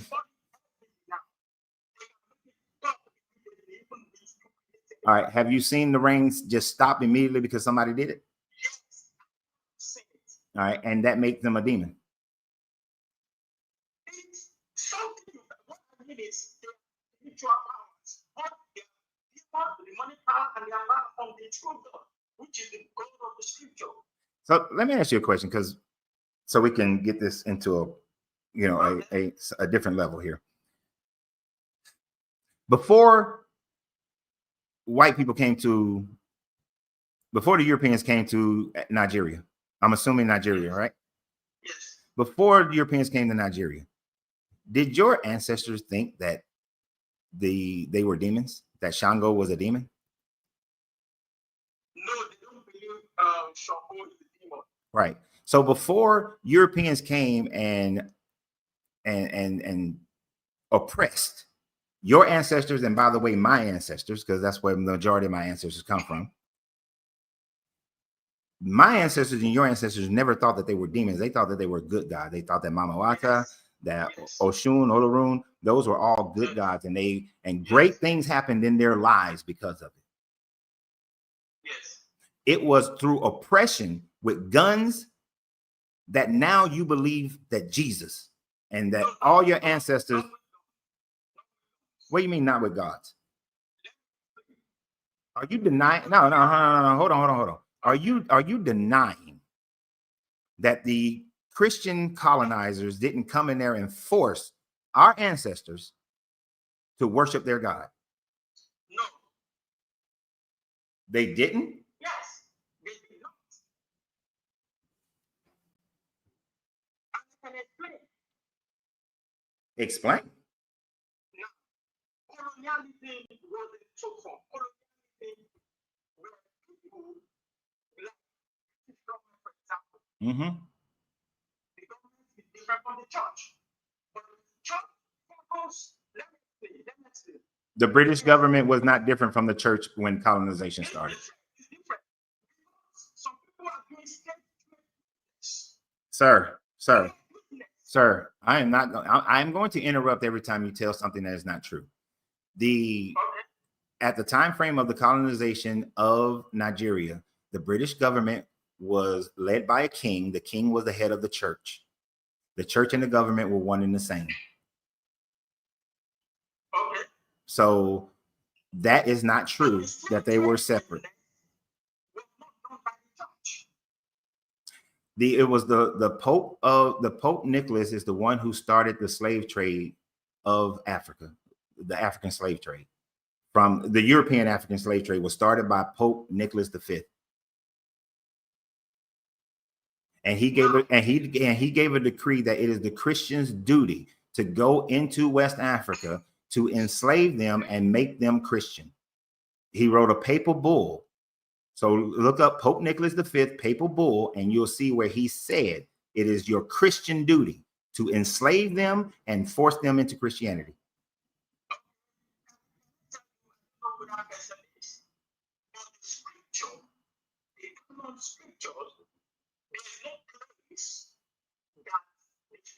Jesus or Jesus said, go to the world and enslave people and call them to the Christians.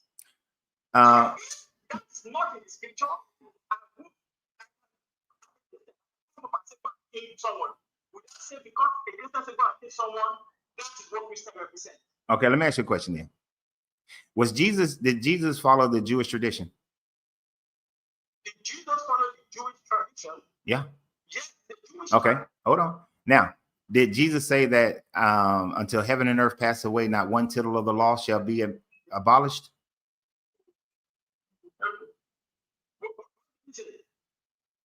Did Jesus say that until heaven and earth pass away, not one tittle of the law shall be abolished?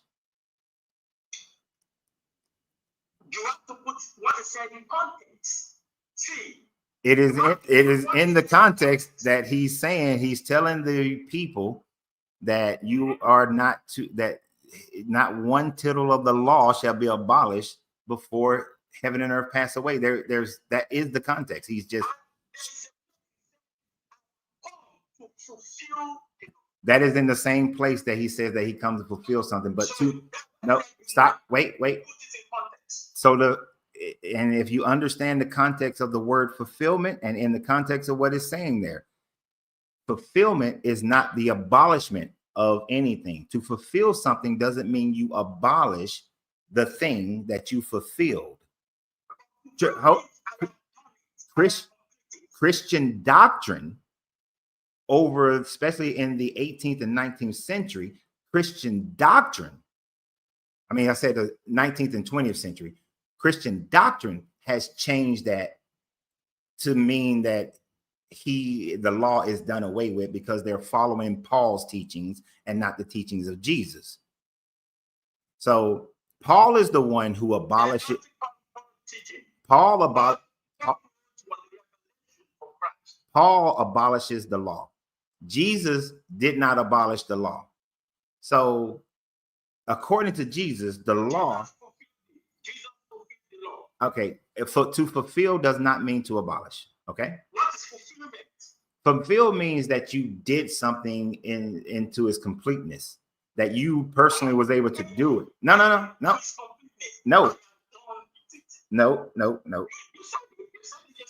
That is not how that is not what, sir, that is not what that means. So Job fulfilled the law. Zechariah fulfilled the law. Was it abolished? You said what? Job, and Zechariah are two people who fulfilled the law, yet the law was not abolished, right? I didn't get a question. Job and Zechariah are two men of a few that the Bible says they fulfilled the law. Did they abolish? Was the law abolished because they fulfilled the law? Was the law abolished because they fulfilled the law? Yeah. You must read it in the context of the stage. You know the scripture to context. The context is that when the Bible is describing Job in Job chapter 1, it is saying that he was a righteous man and he fulfilled the law. The context is when they were describing Zechariah, it talks about him being a righteous man and fulfilling the law, that they abided by the law. To fulfill the law is simply meaning you abide by the law. That's it. You are demonstrating that you are living how the law says that you're supposed to live. It is not saying that the law is abolished. You are repeating preachers and preaching doctrines. You are not repeating what the Bible actually teaches, which is the problem with most Christians, is that you don't know it beyond what pastors have taught you. So Jesus, and to get to the point here, Jesus is telling you, and he said this on multiple times. He also said, let me, which has nothing to do with fulfillment. He also said that the Pharisee sits on the throne of Moses, and so do what they teach you, but do not do as they do, because they do not practice what they preach, basically. But he tells the people to follow what the Pharisees teach them, which is the law of Moses. So Jesus on two separate occasions is telling people that you are to follow the law. Now, what the law says is that in Leviticus 25, of the foreign nations and the foreigners amongst you is where you may buy your male and female slaves, and you will own them as property, and you will pass them down as your sons as property, and you can treat them harshly. Now, let me explain that. Can you allow me to explain that? Sure.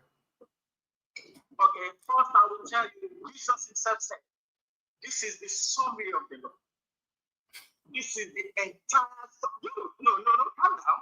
You mentioned Jesus. I'm giving you Jesus. Yeah. Say the first one, and then I'm going to explain that first one. Listen, all ye Israel, the Lord your God is one God. Mm-hmm. And you shall serve the Lord your God with all your heart and all your might. Mm-hmm. And the second is like this: you shall love your neighbor as yourself. Okay. Jesus himself, he said, this is the fulfillment of the law. If you do these two, you have completed the law. Mm-hmm. That now, that Leviticus, if you read the context, in those generations, two nations will fight. Like America, for example, America and Iran, they will fight. We take the other nation as slave. Israelites were taken as slave, and Israelites took other people to as slave. So it was, it had nothing to do with religion. It was two nations fighting. No, it wasn't. The conquering over the other nation. Okay. Are you? So let me explain. Since you're going off into a tangent and making that, and you're stating everything you just said was correct yet incorrect. So again, you're going on what people are preaching today and not what it meant to those people back at that time frame when it was written. When the Jesus character supposedly said that you are to love God and obey God, serve God, that is how do you love and how do you obey God? Well, look at the Old Testament. The way that Israel showed that they love God and obey God is to follow the law. So when Jesus was saying that you are to love God, and the only way you can demonstrate that love of God is by following his law. Now, the other part, to love your neighbor as you love yourself, if you go back to first century Judaism, the word neighbor meant your fellow Israelites, did not mean anybody else outside of that. That is something that once Rome took over Christianity, they changed the identity of the definition of neighbor to mean everybody. But to the Jewish people, Jesus said, first century Jesus was wrong then, because first century Jesus, when he said neighbors in Aramaic, he meant just Israelites, which is why in his little Great Commission, he says, first go to the Israelites who are your neighbors. Your neighbor is not the Romans. Dude, you are indoctrinated into the preachings of today and not the understanding of what those things meant to those people back then when it was written. And if you can't take a word today and make it mean something, what a word means today cannot mean the same thing back 2,000 years ago, and then you forcing your identity on it. All right. So it didn't mean that. And then when you say that nations were warring and they become slaves and so on and so forth, the Bible tells you when Joshua told the children of Israel to go and take their inheritance, that of the Canaanites you cannot destroy, make them into slaves. Of the nations around you, make them into slaves. So the Bible very greatly supports slavery. And then and that is, but that is exactly what happened in Nigeria, and they were following the Bible in order to justify it, because the Bible justifies the conquering. You know what?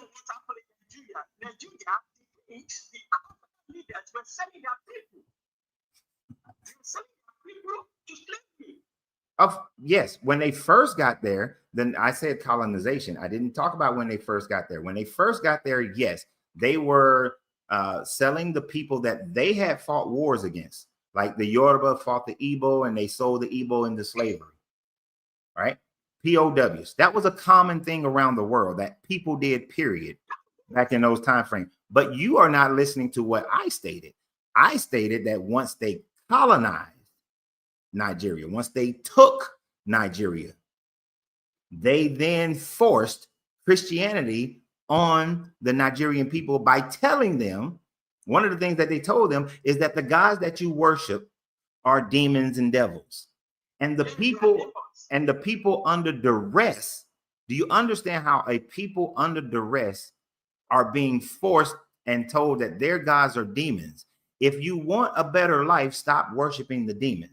You got to worship the God that we worship, and we just conquered you. So can you understand how our ancestors in Nigeria are being tortured by these colonists? And one way of gaining relief from the torture is to believe in their gods and stop worshiping the gods of their ancestors. And now here we are generations later, and you're still believing in it without the sword, without the gun in your face. Because our ancestors were taught it. Because it's the truth. Okay, we're good. I appreciate you. It is not. It is not. I appreciate you. All right. That is full indoctrination right there. That is just full indoctrination. And there's no, I don't beat my head against a wall. Where's my mouse? Oh, there it is. That is beating my head against the wall. Mini Boss. Hi, Coach. How are you, sir? Pretty good. I'm glad you did this topic because it's been bugging me since I deconstructed. There is no way that demons are real, especially in the Old Testament, because there's just fallen angels and stuff in the Old Testament that do physical damage. There's not until the New Testament that there are demons that possess people and stuff. It's like the New Testament is a bad Greek version of the Old Testament with like paganism and stuff. I never saw demons anywhere until Jesus showed up in the New Testament as spirits and stuff. The Old Testament is mostly physical. When you die, you go to Sheol. It's just a grave. In the New Testament, you can be possessed by demons and spirits that Jesus has to cast out and stuff. So I'd like to say that no, I don't believe in demons at all. But I'm not a Christian. I'm an atheist anyway. But what? Mini Boss hasn't always been your name because I know this voice. Anton Hughes. Okay, all right. I was gonna say I know this voice. Yeah, I called in like about 3 times now.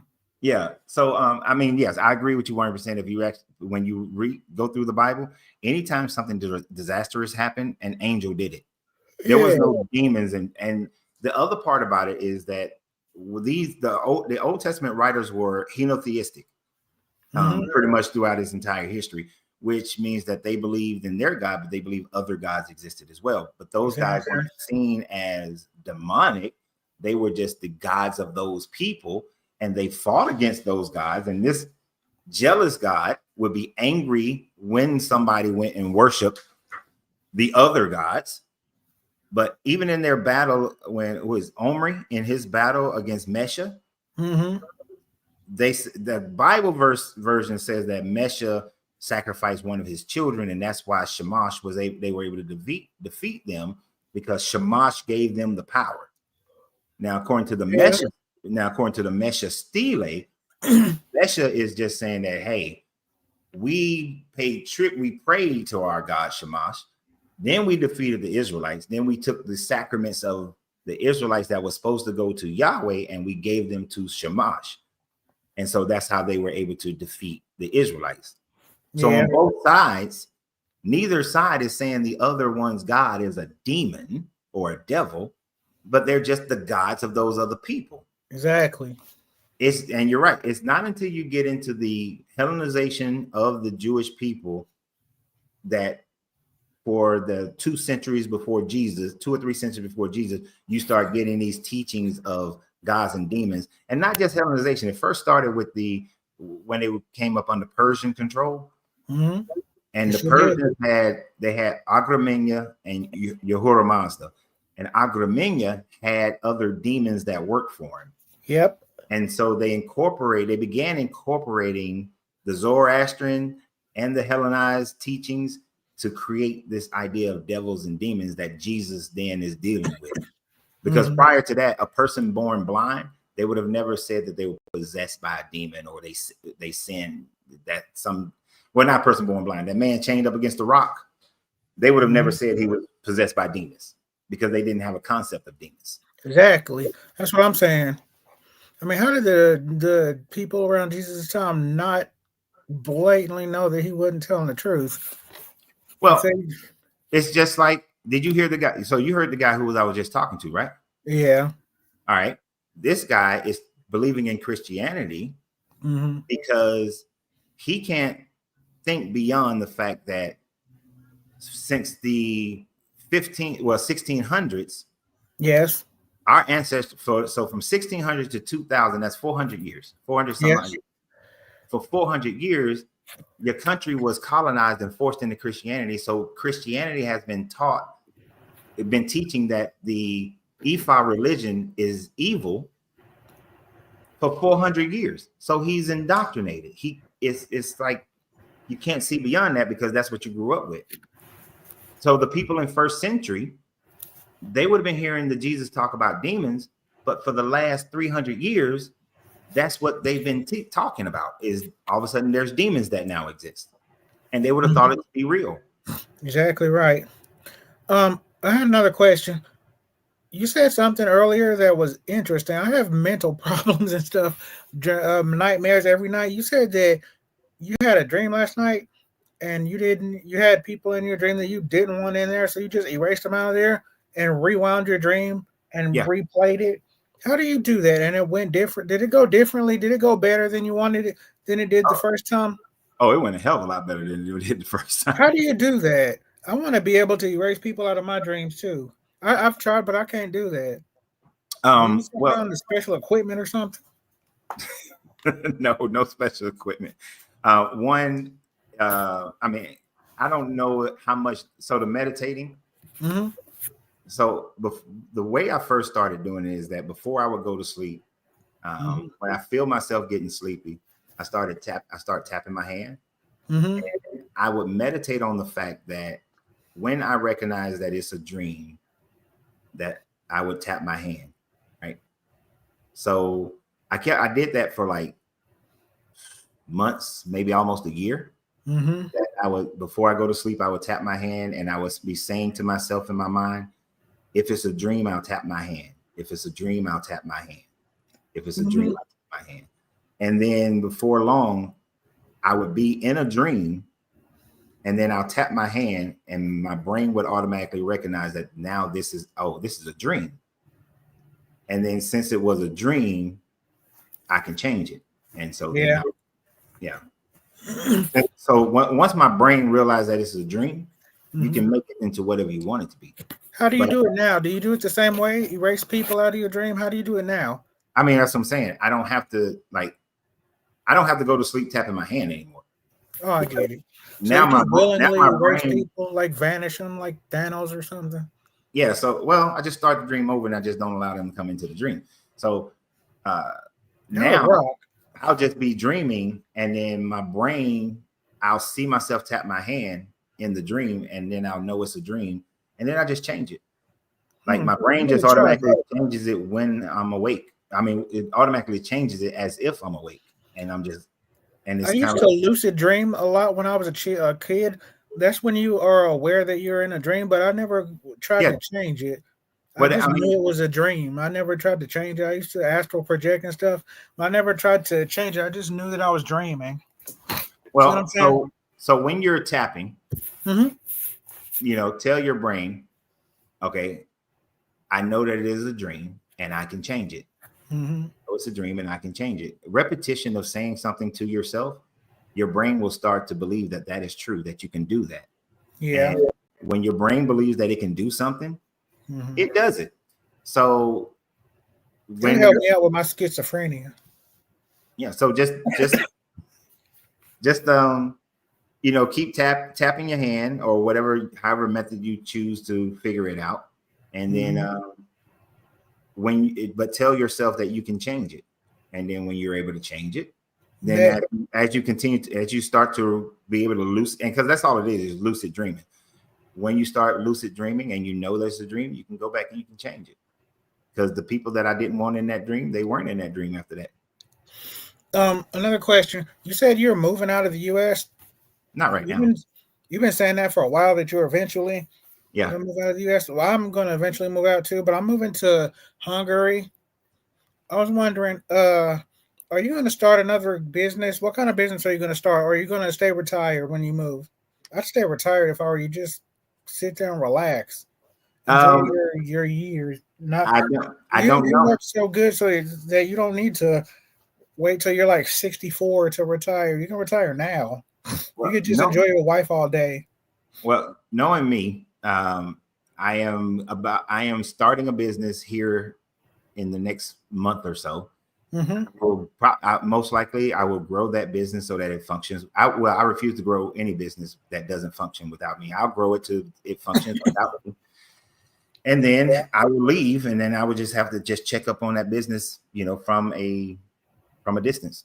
I still run it. I just run it from a distance, but I won't be doing like working 12 hours a day or no shit like that. I'll be working more like 12 hours a week. How long do you think? I mean, what kind of business do you think it'll be? I like to maybe donate some money or buy some stuff from you or something. Support you. No, it's a consulting company that I'm starting. Are you still running your cigar or your popcorn shop? Nope. Dang. Nope. I was contemplating starting an online cigar lounge where you can buy cigars, but I still might do that. I don't know. I have to let you know those parts. I do know I'm doing this consulting one because it landed in my lap. Okay. And I always do a business that lands in my lap. Final two questions. Are you still going to do deconstructing Christianity when you eventually move out of the U.S.? Most likely, I still will be. Good. And what's your last question? Is Chixie Mary or Boss Lady your wife? No. Why? I was asking that because you talked about your wife being on the chats before. And there are only two females that I've ever seen on the chat. So I was just wondering. No, there's quite a few women who are on the chats. Oh, okay. Yeah, there's quite a few of them. But no, that's not my wife. Okay. Yeah. Well, thank you. No problem. You have a good one. I'll check back in with you tomorrow at noon to see your new topic. All right. See you tomorrow. All right. Bye. Bye. Okay. Let's see. How long I've been on? Okay. I don't know. Miss Fifi. Hi, how you doing? I'm doing great. How are you doing today? I'm doing great. Good. Well, you said interesting happening. Indeed, I have. Oh my gosh. Yes. No, he was in quite denial. And then I'm thinking that how many people are in such denial? 2.6 billion. I mean, 2.6 billion Christians are in denial. That's not a lot of people. 2.6 billion? But doesn't India, Asia have like 5 billion? Oh, well, if you combine India and China together, then yeah, it's about 5 billion. Okay. Yeah. Um, Now, if we and then you have Australia. Yeah. Now, if we said all the people who are, if we said everyone who believes in these fairy tale gods, they're all in denial. Now we're looking at about 6 point something billion people of the 8 billion that's on the planet. How many? About 6.8 billion people believe in some form of God. Oh, okay. Oh, yeah. Well, we have to put our responsibilities in some places. Yeah. All the time, but you as humans. Yeah. And most of those people are believing these guys only believe in it because their social environment or their family environment indoctrinated them into it. Right. It's never, I thought for myself, I researched for myself. No one taught me anything. My society didn't demonstrate anything. Most of them is because somebody taught them as a child, or they were seeing it as they grew up all around them socially.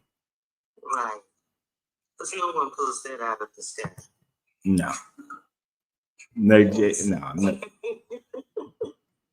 Only the primitive people from back in the day did, but that's it. Just the primitive people from back in the day, because we are too scientifically advanced for anybody to actually believe in sky gods.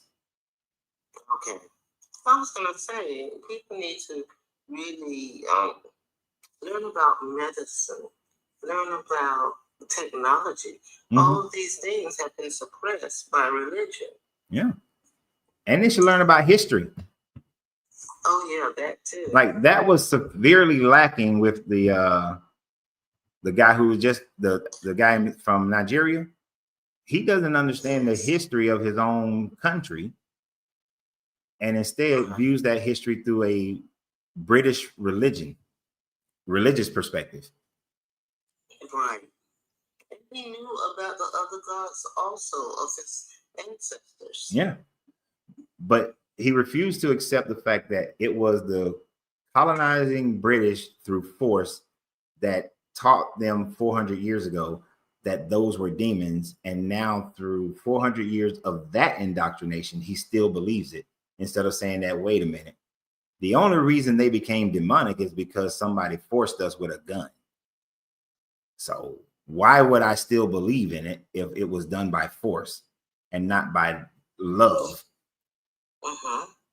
Right. And if he understood when that they're supposed to go and evangelicize to the people, evangelion means to give a report of military victory. So they are doing it through the military, exactly like the Jesus character is talking about. But even if you have the modern day thought process that it is that the way that you grow the church is through preaching, that's still not how your ancestors became Christians. They became Christians through violence. Right. But when people get indoctrinated, it's hard for them to see otherwise, because they don't want to be on the outside group. They want to be part of the big group. And so to think for himself, he's going to be stuck. Right.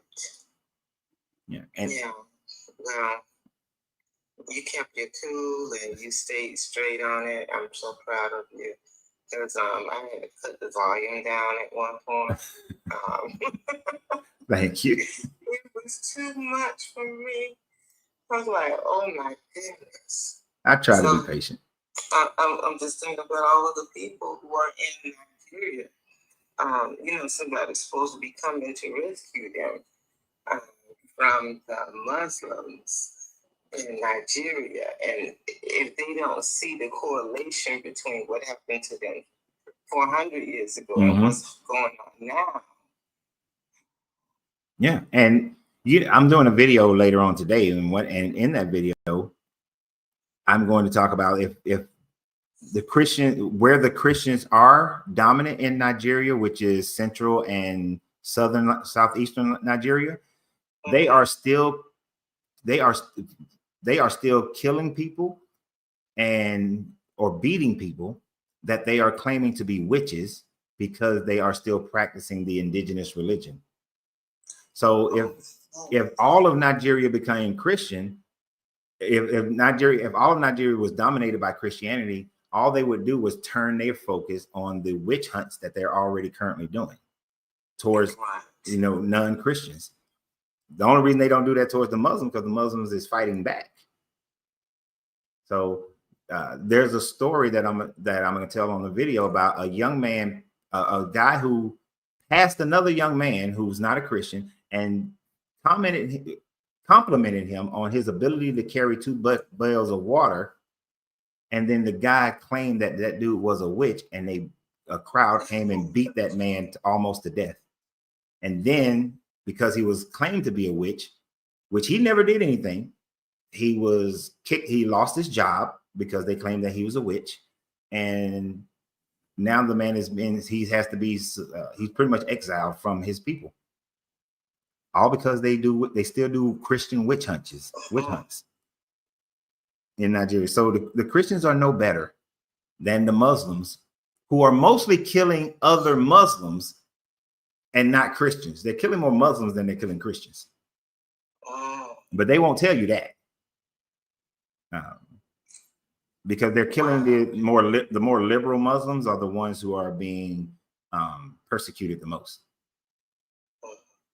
Yeah, but they don't want to tell you that. They just want to tell you what the Vatican is reporting, what these other Christian sources are reporting. But when the UN inspectors go in there and these other bodies go in there, these other organizations go in there, and they're just reporting what they see, they are reporting that they are killing the Sunni Muslims more than they're killing anybody else. Some churches, yes, churches have been burned down in the central area or in the Muslim area, but in the southeastern area, nobody's being persecuted.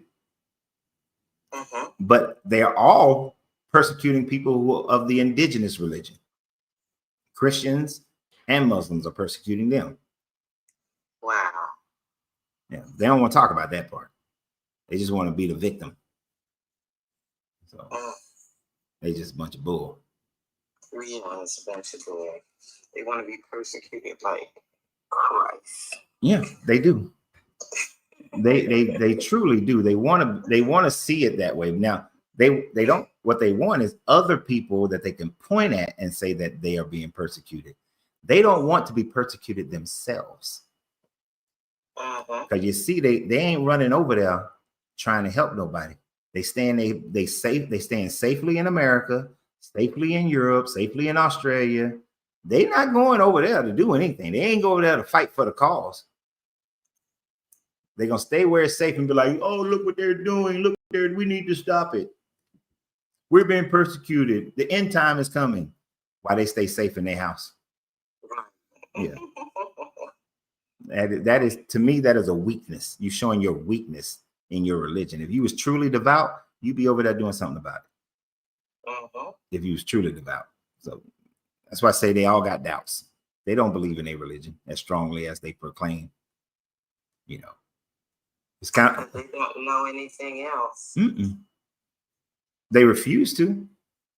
And then they'll refuse anything that comes to them that invalidates their religion and shows them who they really are. Which, I mean, most people don't want to really see who they are anyway. Yeah, that was really hard with the Nigerian guy. And then at the end, I'm just like saying, but what does this have to do with?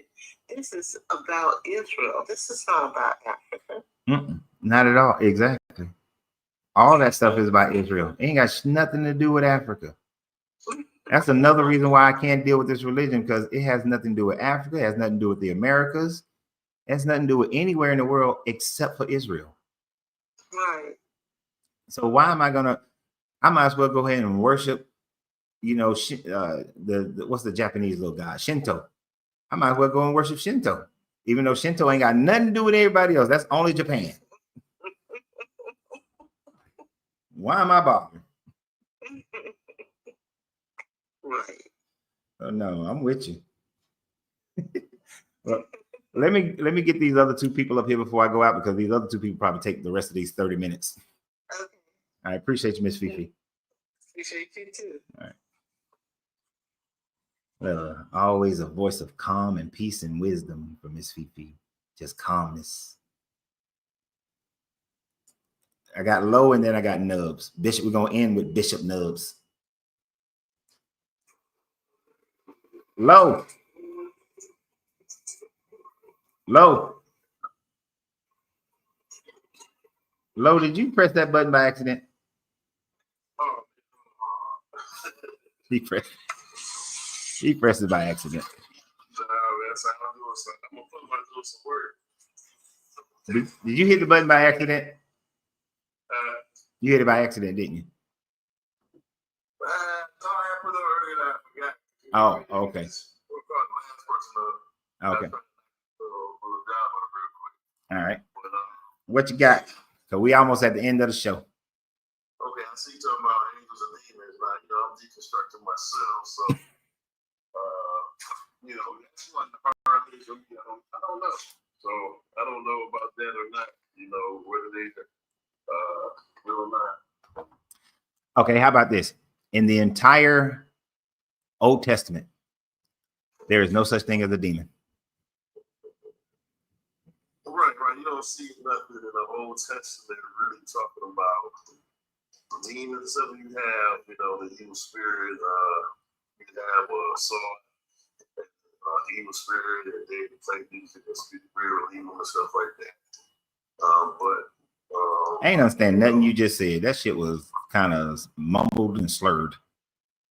Okay, What'd you say? I'm gonna have to buy this.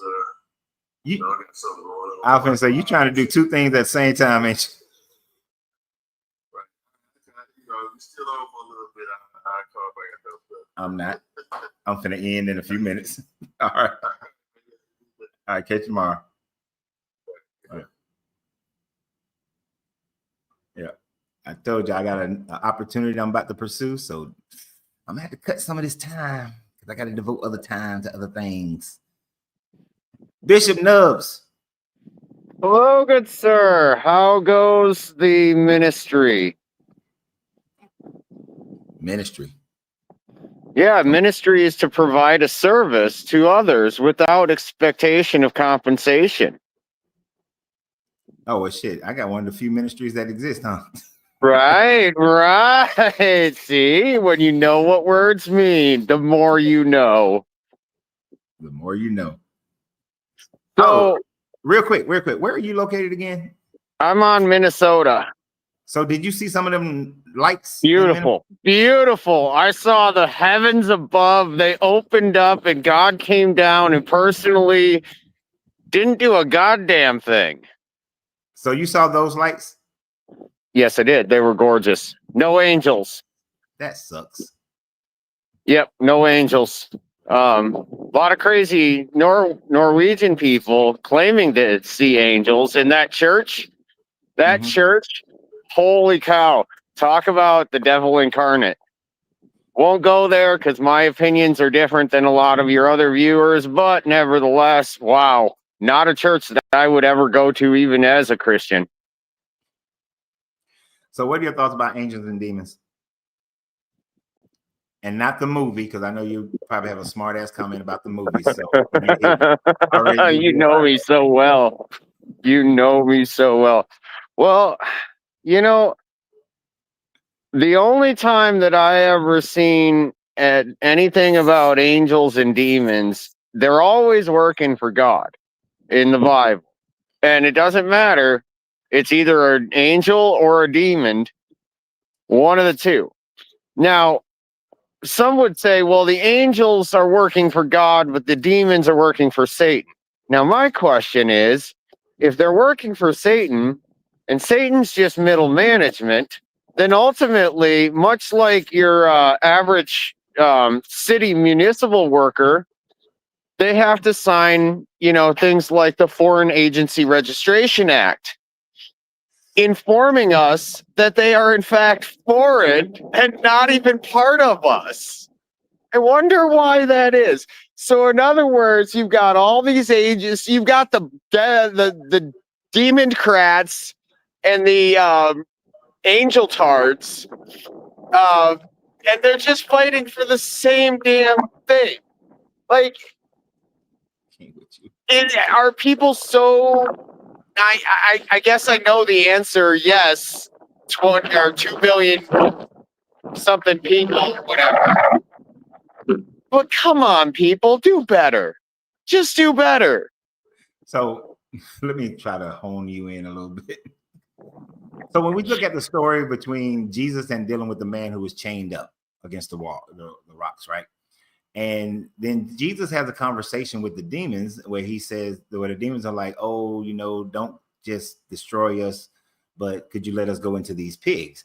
And then Jesus makes the agreement that they can go into the pigs, right? Right. That sounds like, how when you have a VP or somebody, a C officer comes to close down a shop. Yep. And they ask for, instead of just let's do some liquidation. Can you just do like a drawdown? Sounds like they're negotiating with their boss. That's it. They know that the boss has the authority to do whichever he wants, and if we negotiate, maybe we get a good severance package. The severance package was to be able to go and run into the pigs. That's it. So in your way of saying how they are merely just working for the same God, they're just following the rules of that God and doing their job. And if it's not the case, that means that they're more powerful than that God. Right. Because if they and working outside of his supreme will and authority, having a greater will and authority by proxy. Yeah. Because we don't see any of them doing anything outside of the will of this God. Because if I'm the beast, why am I going to follow your preset program when I know I'm going to lose? I'm going to do something different. Yep. Right. I'm not going to. And there is no will outside of the will of God, right? No. So they are. And so he then created everything that's going into the lake of fire was then created by this God on purpose to be thrown into the lake of fire. So he purposely created beings that he's going to torture. Fucking egotistical God. Anyways, the other reason that I came up here is you said you're getting into consulting. I've got a great business opportunity. I wanted to run it by you, and it is also consulting. So Christians have this habit of, saying they're going to save the world. I'm looking to do a consulting program for churches, mosques, synagogues, anybody that would like to start a non-profit garden. I would like to help feed and actually do the things that the Christians are. I'll show them how to do it, and that way they can follow in suit and actually follow through on what they say they're doing. Mm-hmm. So in all seriousness, I actually wouldn't mind doing that, just not necessarily for the churches. But the other thing is if you ever wanted to get into any Airbnb stuff, I know a guy. No, I don't. Oh, okay, I got you. I know a guy. And what I mean by that is if you ever want to buy some land and make some money, I'll build your shit and we can split shit. But we'll talk if you need to. Other than that, you have yourself a swell day and go out and do the good ministry. You know what? I don't like that you said call it a ministry. I'm gonna fight you over that one, but I'm gonna leave it alone for right now because it's time to get off this damn. Peace out. Later, ass. Today was an interesting conversation. I did enjoy the conversation for the most part. That's not what I want on the screen. I did enjoy the conversation for the most part. Well, I enjoyed all of it. No, for the most part. If that young man is ever listening, if he's still listening to this one, the young man from New Orleans, sincerely go seek help. You know, it's going to cost you money. It should cost you money. You shouldn't getting shit for free. I'm sure you're not accustomed to getting shit for free anyway. But that young man who from New Orleans, definitely you're going to be on my mind constantly for the rest of the day. Go and seek some help because you need to solve your anger issues. So I would implore you, this ain't got nothing to do with Christian love. This is just human love, humanity. Go get help. What you've been through your life, I don't know the details of it, but you need help. You need therapy to get past that anger because you're not going to be able to achieve the things that you desire to achieve, still holding on to that anger. So I wanted to make one more plea to that young man, if he's still listening, to go and seek out that help. To a lighter thing, I'm going to have to reduce the number of hours that I spend on social media doing lives because of a venture that landed in my lap. Right now, I'm going to say that I will only be doing lives now Tuesday, Wednesday, Thursday.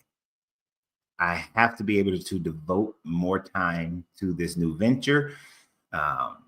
There's some things that I got to get done over the next couple of weeks, and they're going to require my time in order to take advantage of this situation. And like I just said, when things land in my lap, that's a good thing. I got to take advantage of it. And this one is just too damn good for me not to take advantage of it. So I'll tell you guys about it later on. Once things get really set up, then I'll tell you about it. So, but right now, close to vest. Keeping it close to my vest. But I'm going to have to reduce the show to Tuesday, Wednesday, and Thursday in order to make this thing happen. Love y'all, but I love me and my family more. The other thing, if you have not signed up already, I think Sherry was telling me yesterday that the bookings, the rooms, the cabins for this cruise that we're taking October 31st through November 4th of 2026, that those cabins are filling up quickly out of New Orleans. So if you go to my Facebook page at Coach Renz 33 or Deconstructing Christianity, but at Coach Renz 33 is the easiest way to find it. On Facebook, there is what's the thing called?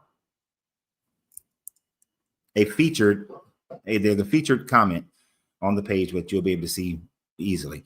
That will tell you all the information of which Carnival cruise it is. It's the one that's leaving out of New Orleans, the Valor, that's leaving October 31st, 2026, 5-day cruise. It also shows you, I put a picture of the Chichen Itza and Cenote. The Cenote Chichen Itza excursion.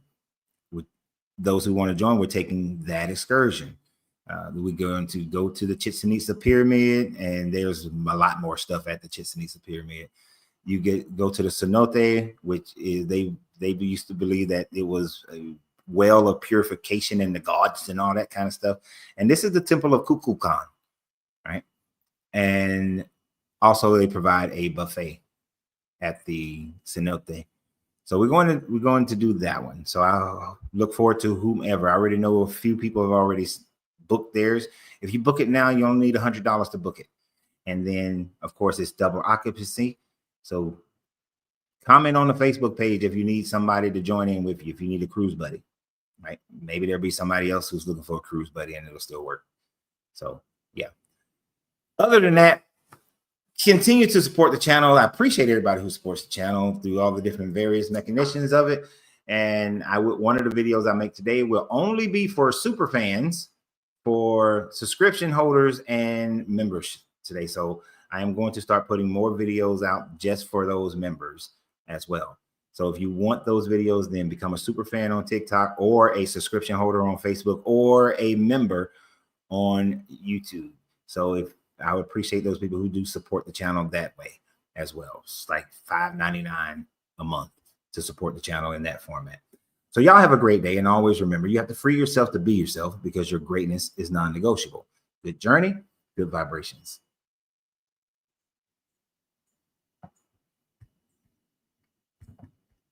And we are